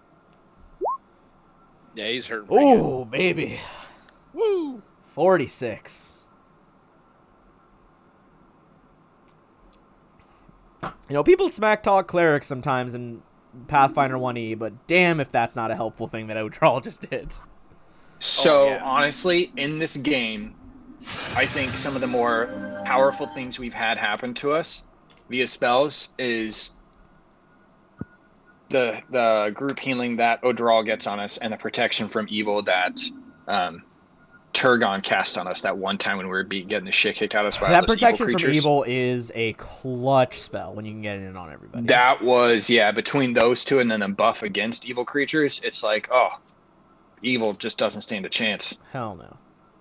All right, I'm going to say while we pause there, I presume you guys are probably going to bring that key to where you know it goes. I think that's going to be our second little bathroom break of the night, just 5 minutes. And then we can finish out this dungeon, really. And then after you guys finish this part, that's the end of book 4. You'll be in book 5 out of 6. Holy cow! Hey, you guys are making fucking progress. Yeah, that's a quick. Well, we are the That's hero. pretty quick. That's true. Well, also, to be fair, with your teleportation skill, you were able to bypass a lot of hazards on the way. And, like, there were no... You didn't need to do random encounters and stuff, because instead of trudging across Varizia for, like, 2.5 weeks, you just popped over there. All right, so for our viewers who are watching, I'm going to run a quick ad break, and then we will jump back and finish out this dungeon. All right, see y'all in a minute. Yep, see you guys really quick.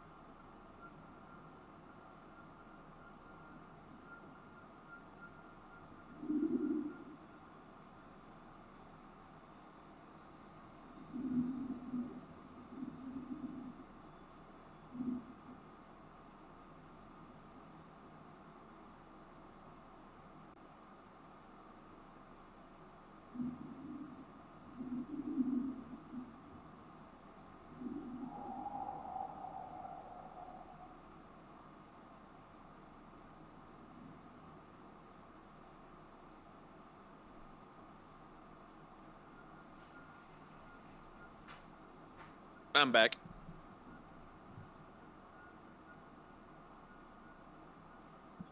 Hello. Hello. I'm back. Oh man, I'm loving these robes. This is gonna be awesome. Dude, they're gonna be so big on you because they're for a giant and you are itty bitty. Well, Yeah, they're we have magic. them tailored. Magic Oh. items usually shrink to fit stuff like the rings and robes and stuff like that. Well, Agnar's a And big since- dummy and didn't know that. And since it doesn't affect my AC, I can technically wear it over my suit that you made for me. So it doesn't Yeah. replace it, it's over the top of it. But it basically, if I recall an enchantment spell, it increases the DC automatically. So essentially, if I use my rod and I recall Dominate Person, the spell, like my everyday spell DC is 27. And if we had that buff from Odral again, like if we had to redo this and I had the robes on, the spell DC would have been 29, which is kind of crazy to think about. Like if you had to make a will save right now of 29, what are the chances, you know? Could Yeah. you even do that with nat 20? That's pretty good. Oh, I'm excited for that. Yeah, it would take me a 15 and up to be able to make that kind of save. And with my rolling today, I'm not getting that. Real quick, Odral, what kind of armor do you have? +1 full plate. We have a +2 breastplate in there.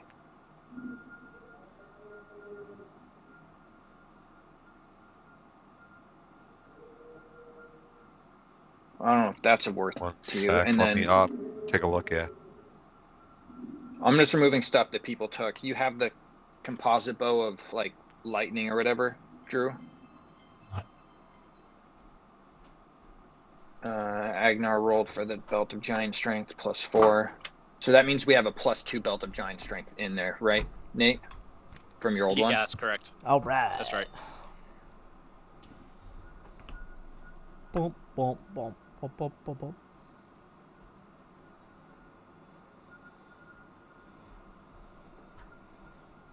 Do. Yeah, the Cantham breast. needs to go on another shopping trip. Oh yeah, sorry, what was that, Odral? Overall, going down to the breastplate, my AC would go down 2 even with the +2 compared to the +1. So Okay. I'll stick Gotcha. with the full plate. Thanks. Yep. We'll just have to sell the stuff and upgrade yours to a +3 or upgrade it with adamantium or something. And I So- had a +2 belt of giant strength I'm not using anymore that we can sell Why aren't you using it? because I got the +4 giant strength belt last time we played. True. I thought Agnar rolled. I thought you guys rolled for that and Agnar got it. Oh, did he? Yeah. Oh, why did I think that I won that? Damn.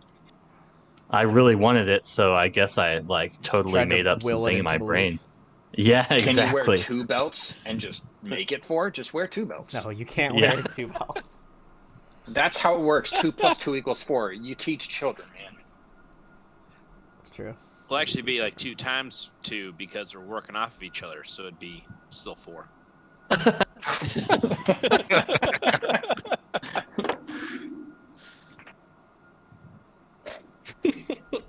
Tell me what though, those shoes that you two have purchased have certainly paid off. The flying ones? Yeah. Yeah, they're pretty legit, man. I like Oh, them. and then the spider climbing ones for Ezra.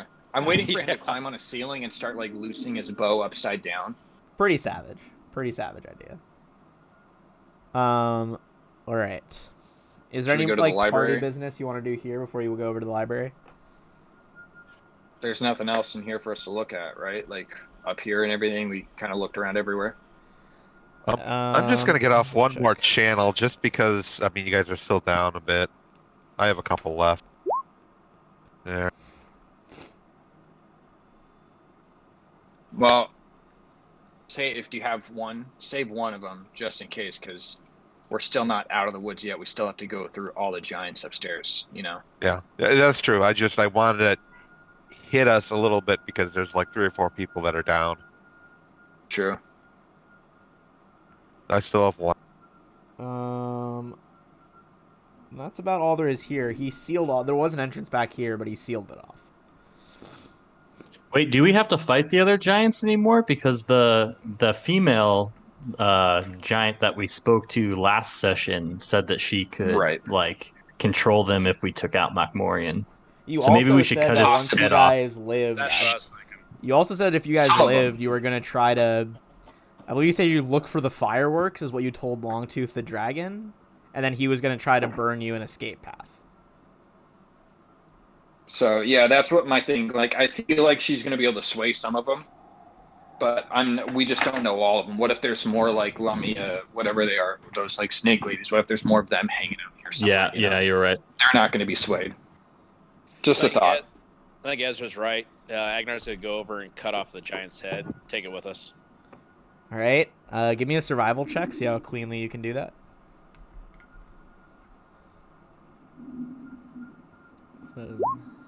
Yeah, I mean, I'll give him you and Ezra just, casually saw off this giant's head.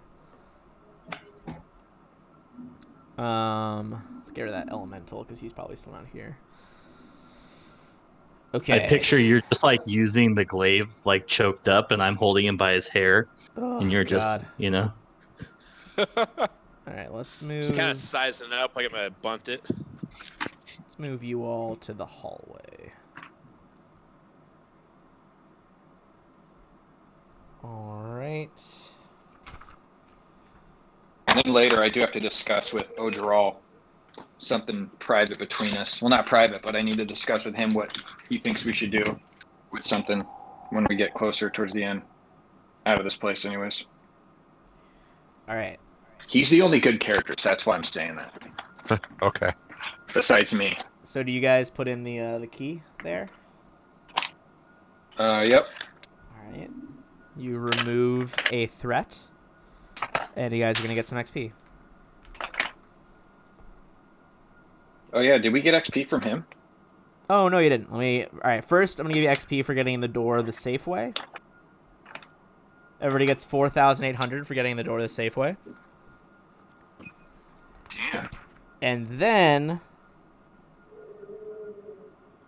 everybody's gonna get 12,800 for defeating Macmorian.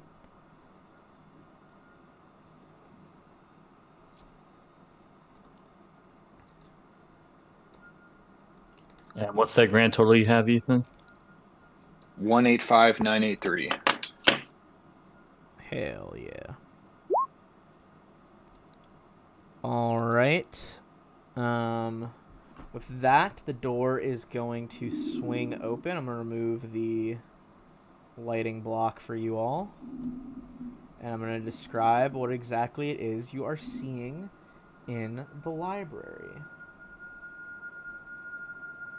All right. And in here, there are also torches illuminating the library, although these seem to be ever-burning torches. So kind of just no fire, but continual light. All right.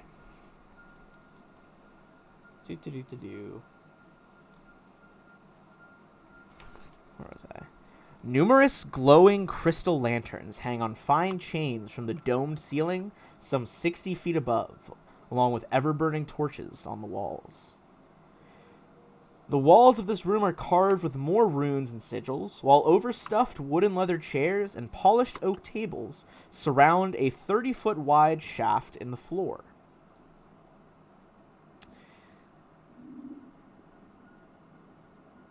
All right.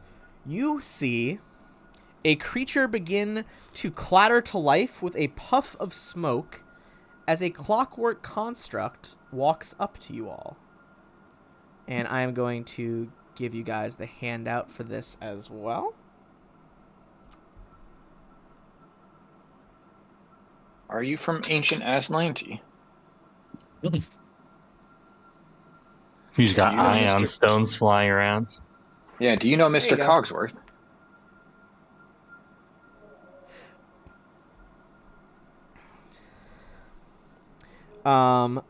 For those of you who speak Thessalonian, in perfect Thessalonian it says, Which volume of lore would you like me to retrieve for you? There are currently 24,491 volumes, scrolls, pamphlets, and unbound manuscripts available. Please indicate your wish by author, title, subject, or date of acquisition by the Thoracic Monastery. Then it just kind of stands there, smoking out of its exhaust port. Runeforge. I'm gonna ask if he has anything written or anything that has Kurzog. Karzug? Karzug, yeah. Alright. I will retrieve volumes on Runelord Karzug and the Runeforge. So effectively what this is going to be here, you guys are going to be able to make knowledge history checks. With the aid of the library, you get a plus 20 untyped bonus from using the library. And you're also going to get some XP for acquiring the librarian's assistance and not just ending his life.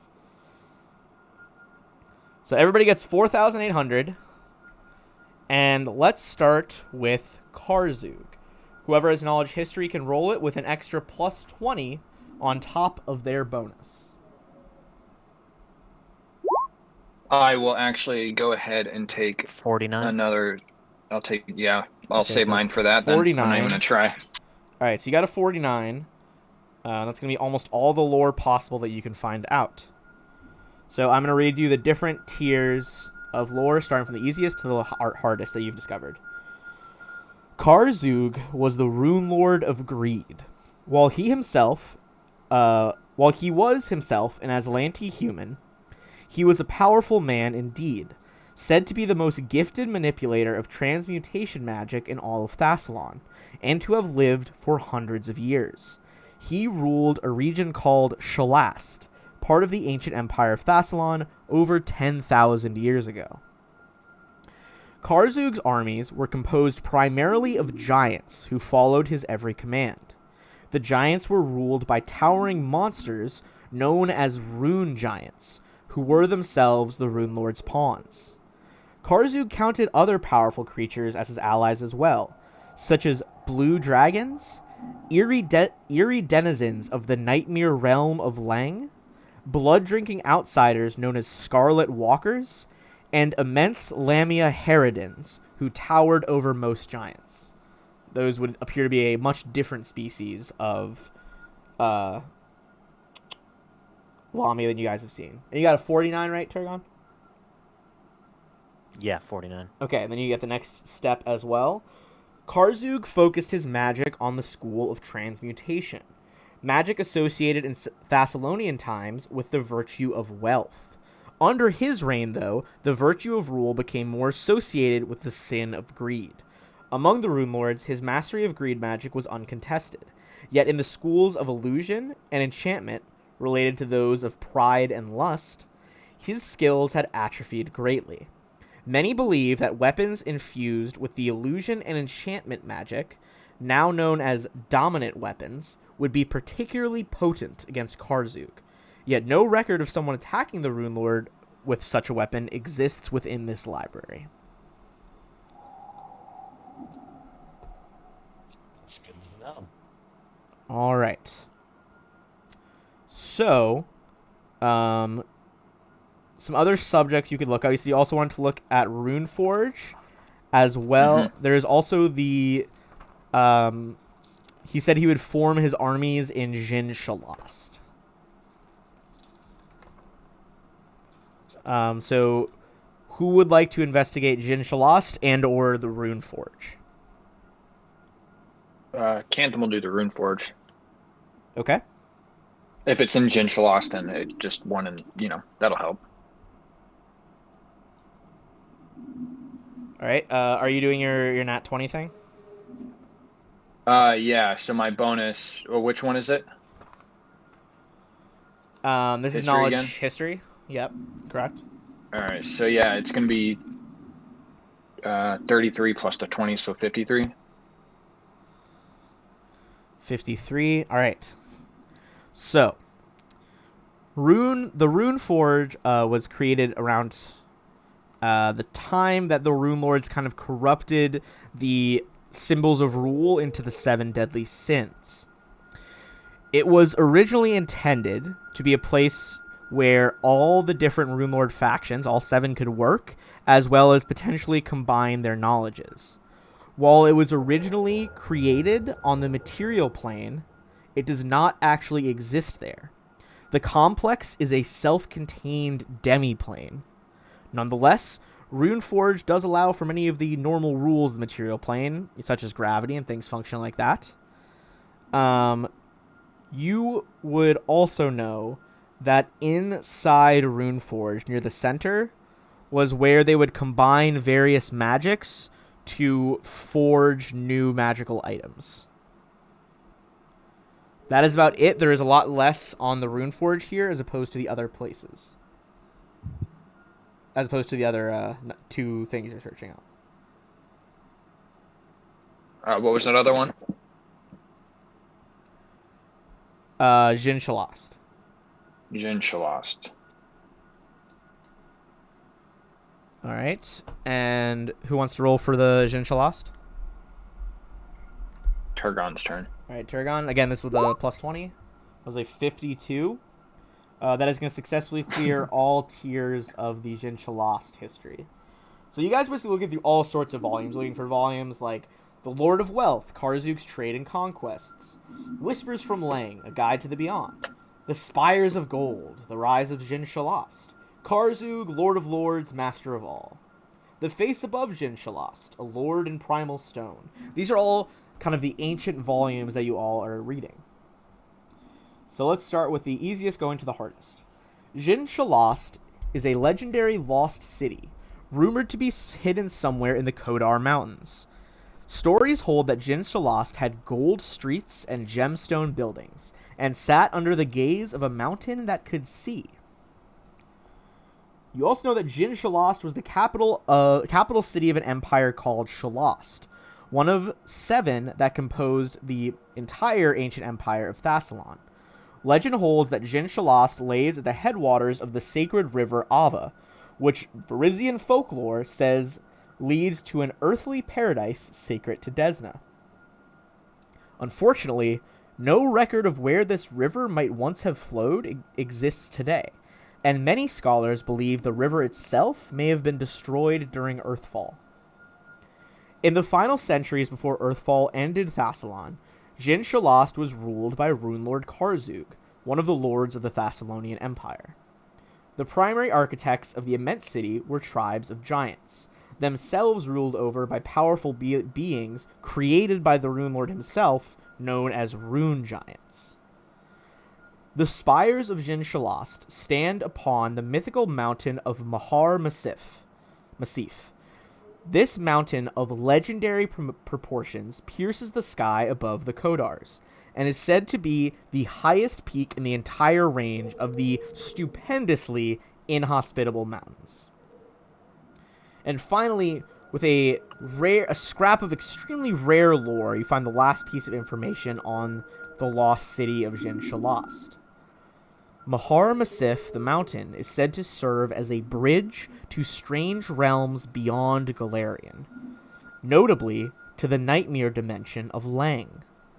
The connections with the nightmare realm of Lang were said to have infused the region around the peak with dangerous eldritch and otherworldly energies.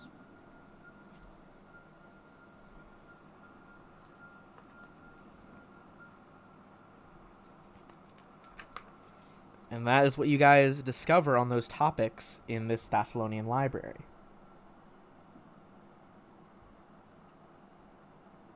Awesome.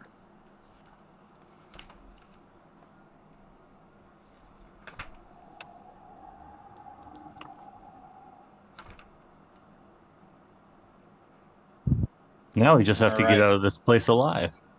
Yep, let's go. Fair Well, enough. we have Longtooth up top that can help us escape if we need it, but we just need to get out of here, and then yeah, let's just start heading up. That's a lot of information to take in. It is indeed quite a lore dump. If you guys have questions during the week, let me know, and when I'm not at the hospital, I'll be able to fill you in on some more. I would just say for now, try not to look up those topics on your own, because a lot of them, since it's been so long since Runelords came out, there's a lot of like spoilers around those. So you might unintentionally see stuff you don't want to. Gotcha. Yeah, I try and only copy stuff down that you give us handouts in, so that way That's I can fair. read that again. I So will I'm not really touching any of double that. check later. I don't think they included that part. Why won't it let me click something? I will see if they had those information tiers that I can copy for you guys later. All right. So do you guys have any invisibility spells or anything like that as you try to escape?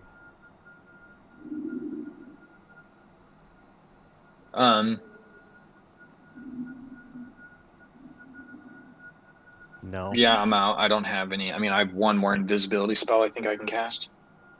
I could lose my last fireball and do an invisibility sphere. I don't know. I'm almost half tempted to just say hold on to that. I mean, we have the head. Yeah, let's just We hold can the head do- up and walk out of here like bosses, you know? All right, in that case, We let me just do a copy. couple intimidation checks. Agnar's gonna take the head and put it on the end of his glaive. Ooh, brutal. The line and Ezra next to him, and then All right, let's Cantham, do of course, that. riding on someone's shoulders. Let's move back to the pit and the caverns. So you guys are over here, next to those dead trolls. What would you like to do now?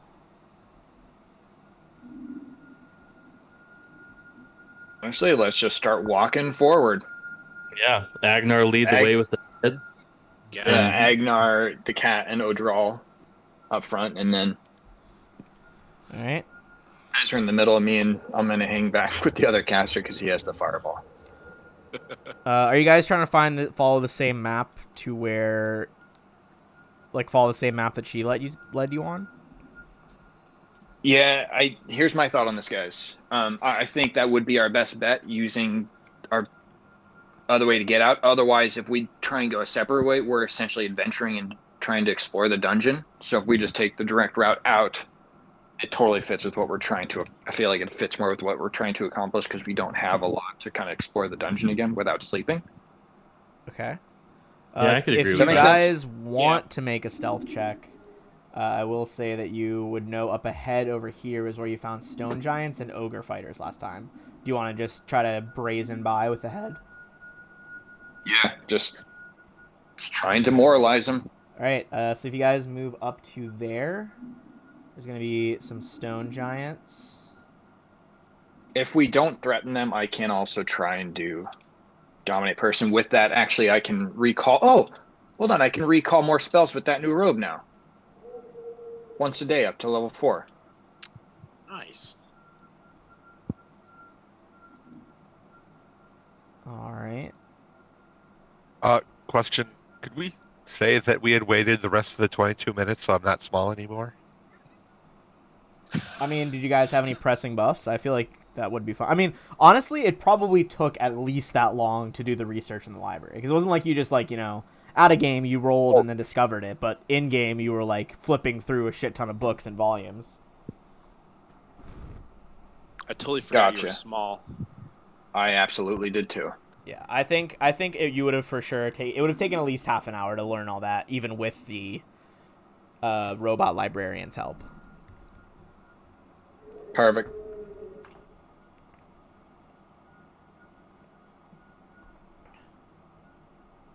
All right, now we're back in the underground. All right, up ahead, you see some stone giants and ogres kind of spilling out of the hall. Who goes there? Intruders! What do you guys do? Let's say that Mokmorian is no longer their leader and bring up that other lady's name and say that they'll face her wrath if they don't let us freely pass. Say it. You're displaying his head, right, Agnar? Oh yeah, Agnar's like just walking straight up to him, trying to intimidate I'm gonna him. say, give me an intimidate check. This is gonna be much easier with Mock Marine's head. There we go. All right. Oh no. That's not the best. It's okay. With the head, that is gonna be enough. Oh, sweet. The ogres kind of mutter among themselves, and the stone giants nod a bit more readily than the ogres, and like, it would seem that Connor the Wise would be the one to take our lead from now on.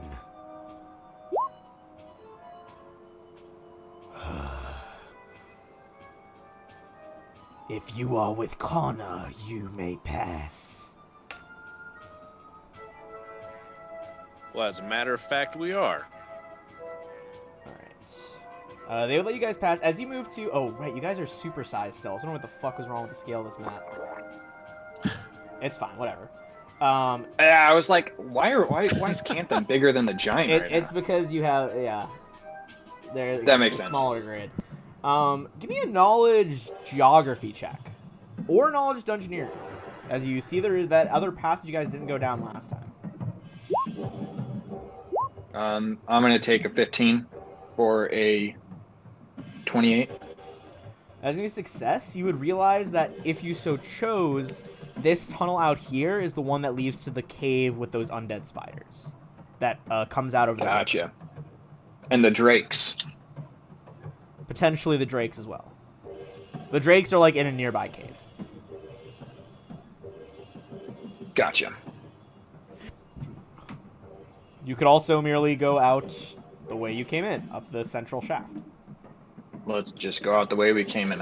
I vote for that. I I'd rather take think the enemies we Conan the know versus Wise- the ones we don't know. Yeah, we should just leave everything to her. You know, she can figure the aftermath out. She would be waiting by the central shaft. I'll bring you guys over here to where Kona is. Agnar's gonna just mention that he is still very uncomfortable trusting a giant with anything. But he'll consent to whatever the group does. Did I not steer you in the right direction? I see you have done what we agreed upon. As I have promised, I have convinced most of the stone giants to let you leave. I would not tarry here much longer, though. She hesitates. You see her body kind of like twitch at the thought of this, but she kind of extends a half bow at the waist as she's just like,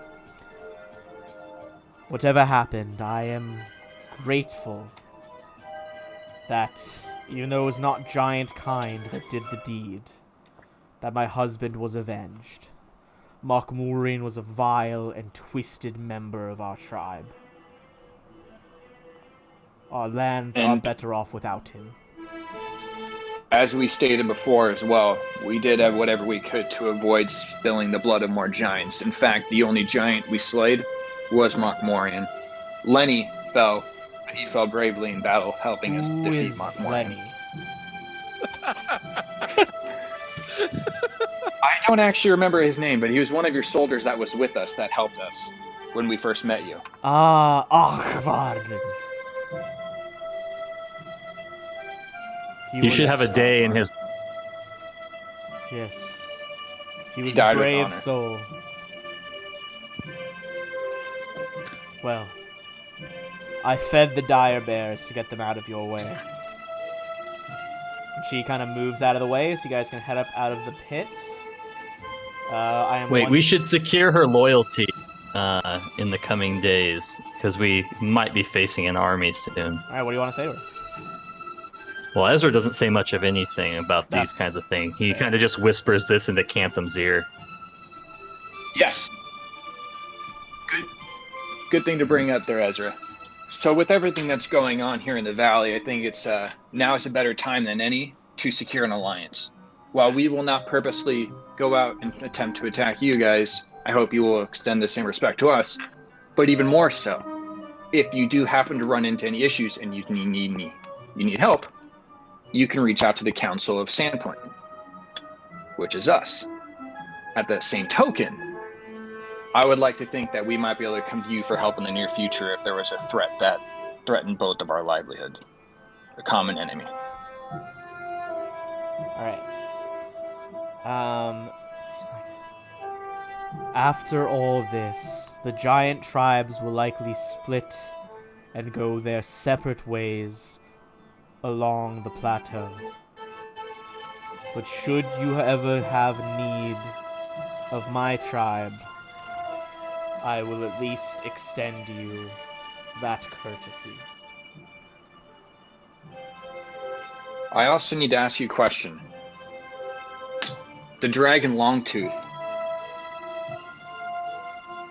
is that a creature you prefer to have around, or is that also potentially a threat now that he's no longer subservient to Mokmorian and under his control?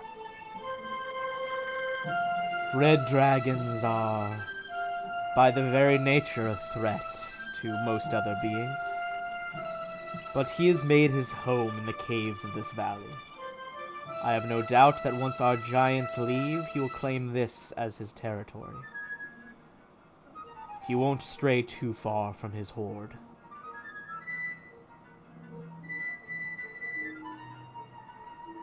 Perfect. Well, thank you very much.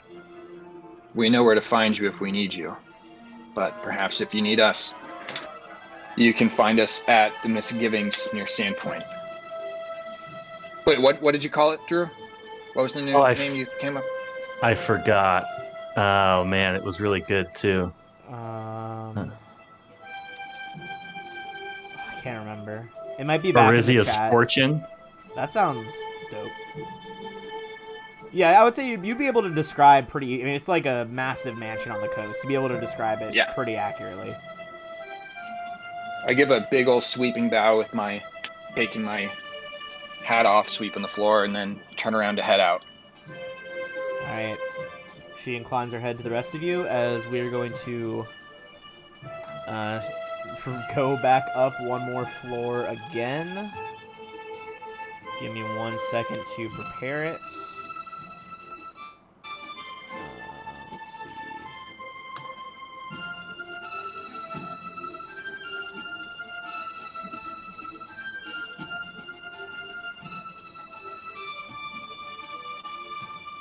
Alright.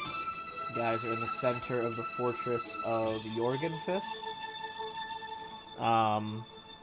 The giants are not stopping you. You see one over on the other side is like literally training rocks, ROC, like the giant birds.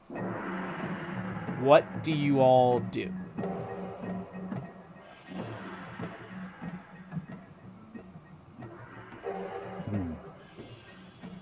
Here, let me actually put you guys on like the path.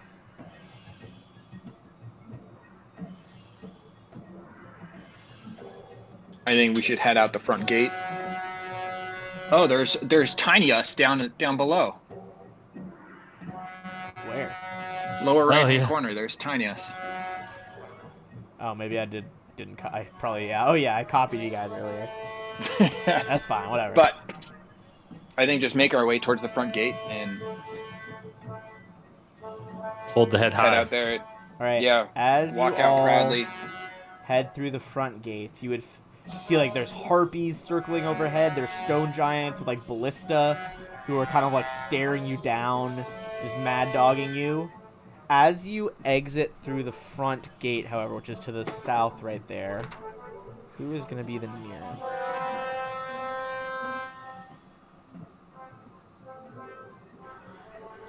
You are stopped by a group of hill giants, not stone giants.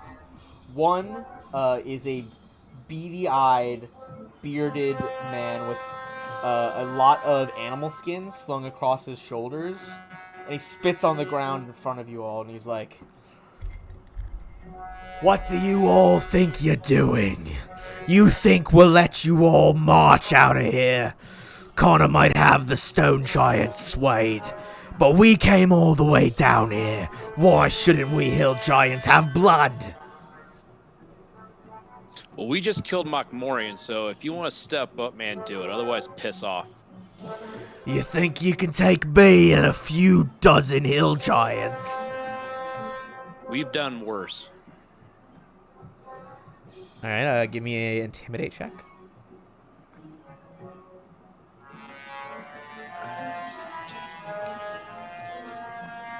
You should stab him with the glaive through the head. I just stare him down as I do it. Some of the other Not hill giants begin to like shift their feet nervously, and one of them in giant is just like, "Come on, Doach. If they slayed Mokmorian, who knows what magics they could have up their sleeve. Let's reconvene and come back a different day."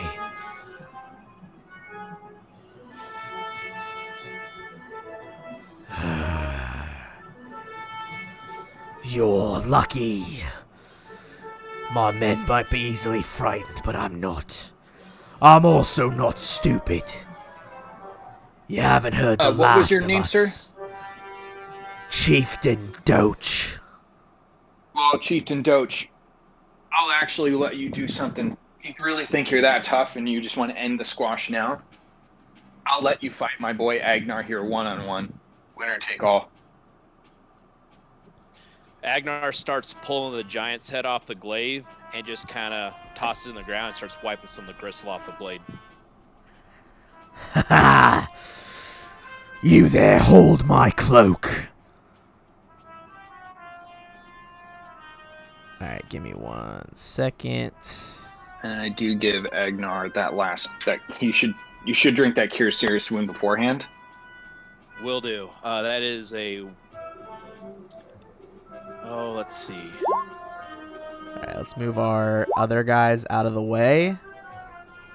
And then check Haste and Good Hope just as well. So everyone has it as well, just in case. Alright, so Things that go is a off. more to scale battle. I don't know. He doesn't actually have official art, but I'm going to use a regular hill giant over here. Just so you guys know, if shit goes down, I'm going to shoot my lightning wand into the air to summon Longtooth for help.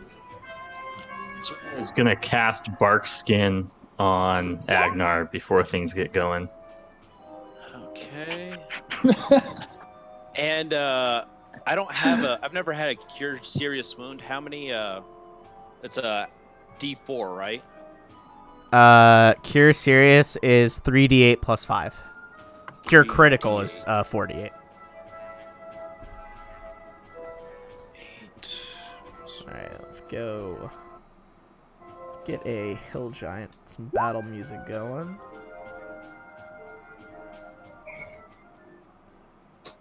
And Agnar, ignore all the AC effects on that spell. You just get a +2 enchantment bonus.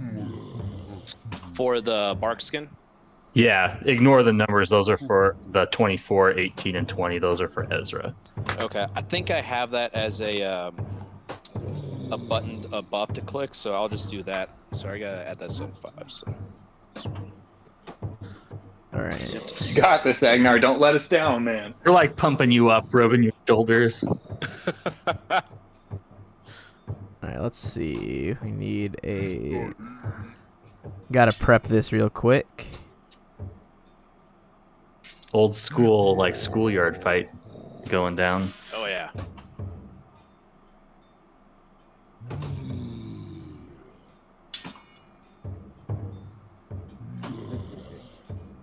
Okay, I'm at oh, that should be 75. Why does that not save?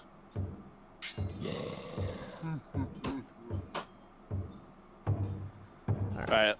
Adral, do you got another little spell you can throw at me to get my HP up a little more, or is that... Yeah. Let me just see what I got. How about one of these? Oh, dude, that's awesome. Thank you. Is that for everyone or just for him? That was a single target. Okay. Alright. So you heal him up. You should be Yeah, full now. We Yeah, are about going 112. to Feel just pretty good about roll straight for initiative. Okay. I have to modify his health bar. So if people watching the stream see his health bar wondering what the fuck's going on, it's because he's actually a bit more powerful than this token. And Ezra's gonna ready a couple of arrows just in case things go sideways. All right, so you got a 15. I'm gonna remove everyone else from this order. Oh man, this is exciting. Whew. Bet you didn't see this coming, Ben. I did not. All right, let's see. My blood's actually pumping pretty hard right now. All right, he got a 17.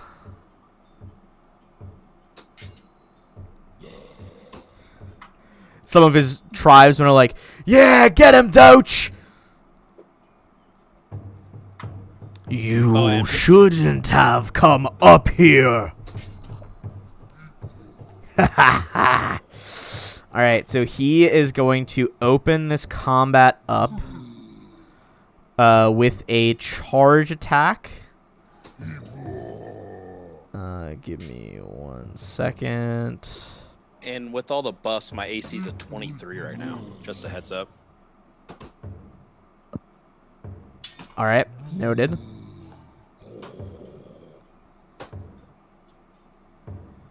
All right, so this is going to be...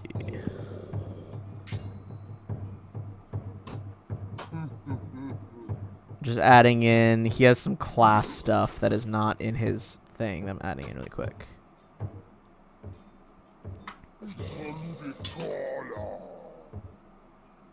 And once Hero Lab wants to cooperate with me, that's going to be... Okay, we are good.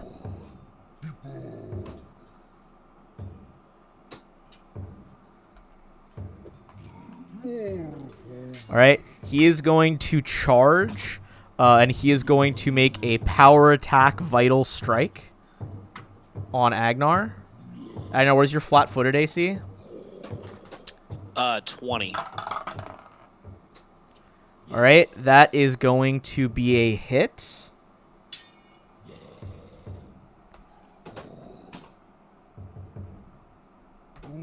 You are going to take 35 damage as he cracks his great club across your face.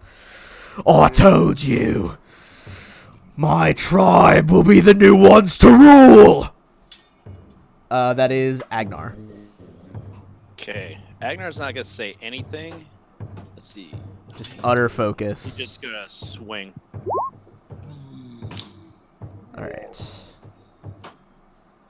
So, hit, miss, and a crit. So, let's see. Did you cast haste on him as well? I must have missed that one. Yeah, I did haste and goodwill before. All right. In that case, Cantha may do fights, but he doesn't do it fairly. And then I've got a +4. I didn't put it in the notes for this one, but the +4 for giant. +4 bonus for crit confirms. Oh, crit confirmation, yeah. So, yeah. You do a rapid series of 2 strikes, miss the 3rd one, crit on the 4th one, and as you kind of do like a rush past him, he like looks down, blood sprays out of his throat, boom, boom, collapses to his knees, and drops. Agnar's just gonna drop his hands to his side, kind of like the come at me pose. He's gonna turn around to the Giants, and then Giant just go, "Is there no one else?" and just start taunting the shit out of him. Nice. Does anyone else? Yeah, want well this? done. The other Giants Treasures on him too, by the way. back up. Oh, he doesn't have jack shit. He literally just has a normal club and normal armor. He's just fucking shredded. And has good fighter feats. Well, if he had crit, that would have been better. Agnar's just gonna start looting the body and people. There's cut the nothing. head off as well. He literally just has like a hide armor and a club. Canthams. It's more of a sign of disrespect than anything. All right. The other Giants. He's gonna grab his sleeve and pull him out of here. You Start to walk pull towards the Agnar exit. away. The other Giants part as you all march out of the Valley of the Black Tower. And with that, we are going to... I'm going to say as you guys journey back to Sandpoint or wherever you're going, you would have enough time to take some 20s on unlocking that glowing green scroll case you took from the Black Monk. Oh, yeah, we're gonna camp. Just so you know, real quick, we're gonna camp just outside of the Black Valley, Okay. or the Valley of the Black Tower. Within, I don't think we're quite done in this area yet, but yeah, I'm curious to see what's inside this scroll too. I forgot about it. All right.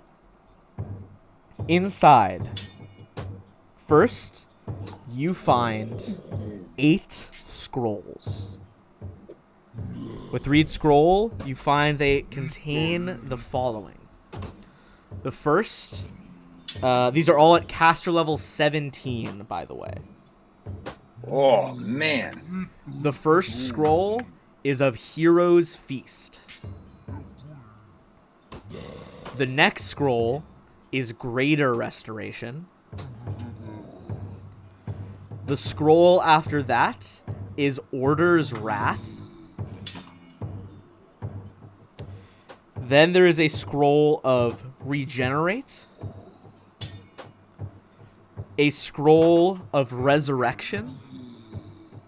Oh, awesome. A scroll of Scrying. Even better. I love that. A symbol of Stunning.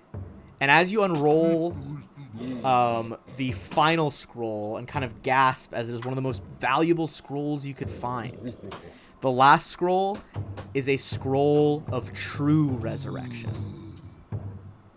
Whoa. For those who don't know, that spell functions like Raise Dead, except that you can resurrect a creature that has been dead for as long as 10 years per caster level. Whoa. They are immediately restored to full hit points, vigor, health, with no negative levels, and all of the prepared spells they had when they died.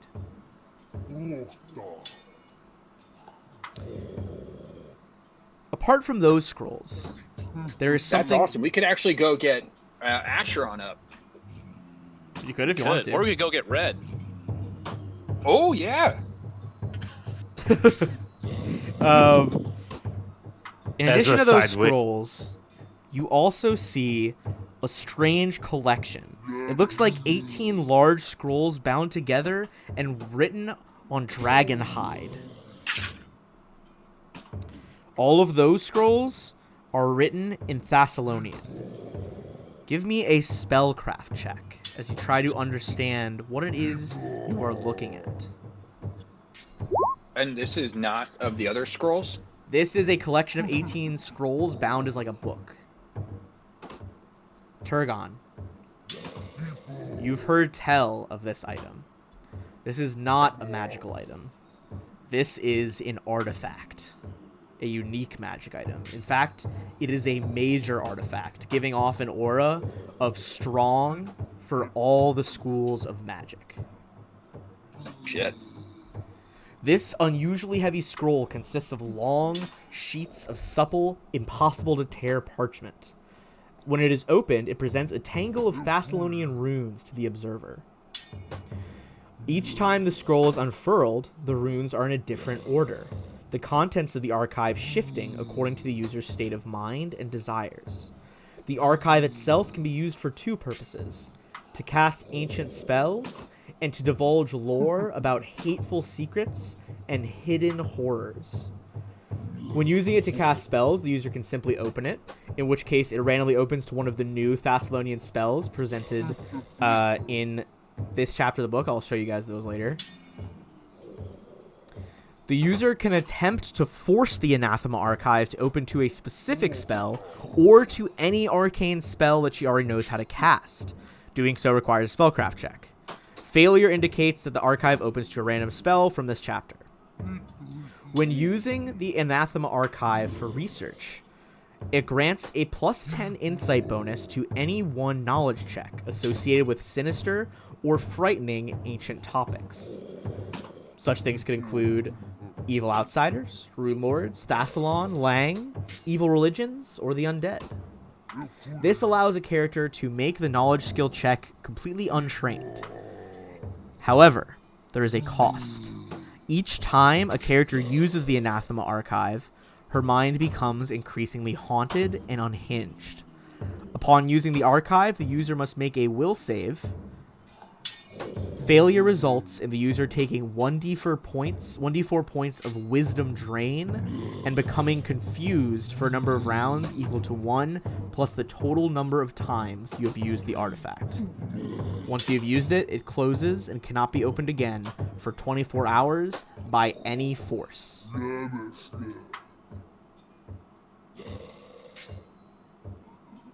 Interesting. Not quite sure how we'll use that. Well, I have a feeling it's going to be pretty significant. with your acquisition of those intensely powerful scrolls and a major artifact, we are going to end our session for today.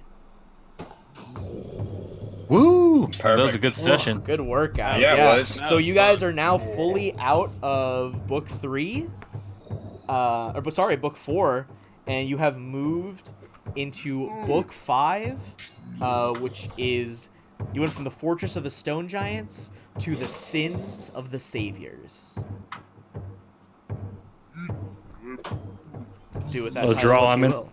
You to help me with those levels, those negative levels, when we wake up. Also, just so you guys know. Oh, go ahead, Odro.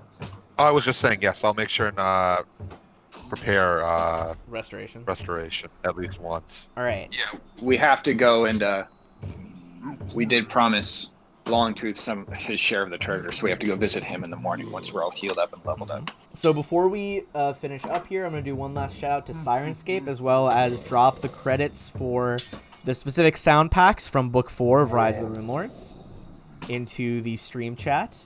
These are the ones we used for tonight specifically. But thanks as always to Sirenscape for the amazing atmosphere and music. You can add these sounds and more to your game when you download either the Sirenscape desktop or mobile app. The app is free and comes with 20 sound sets that are included to get you started. You don't even need to register. Go to Sirenscape.com to find out more. And thanks to all our viewers who are still here and all our players. I'm going to run one last ad break. And for our players, get ready for next week. Whole new book. That was awesome, Ben. Loved Good it. night, everyone. Good night, everybody. That's sweet. Thank you. Anytime.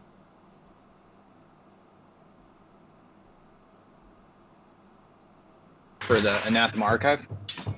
Yes, I'll do that in a little bit. You're awesome. All right. Bye, guys.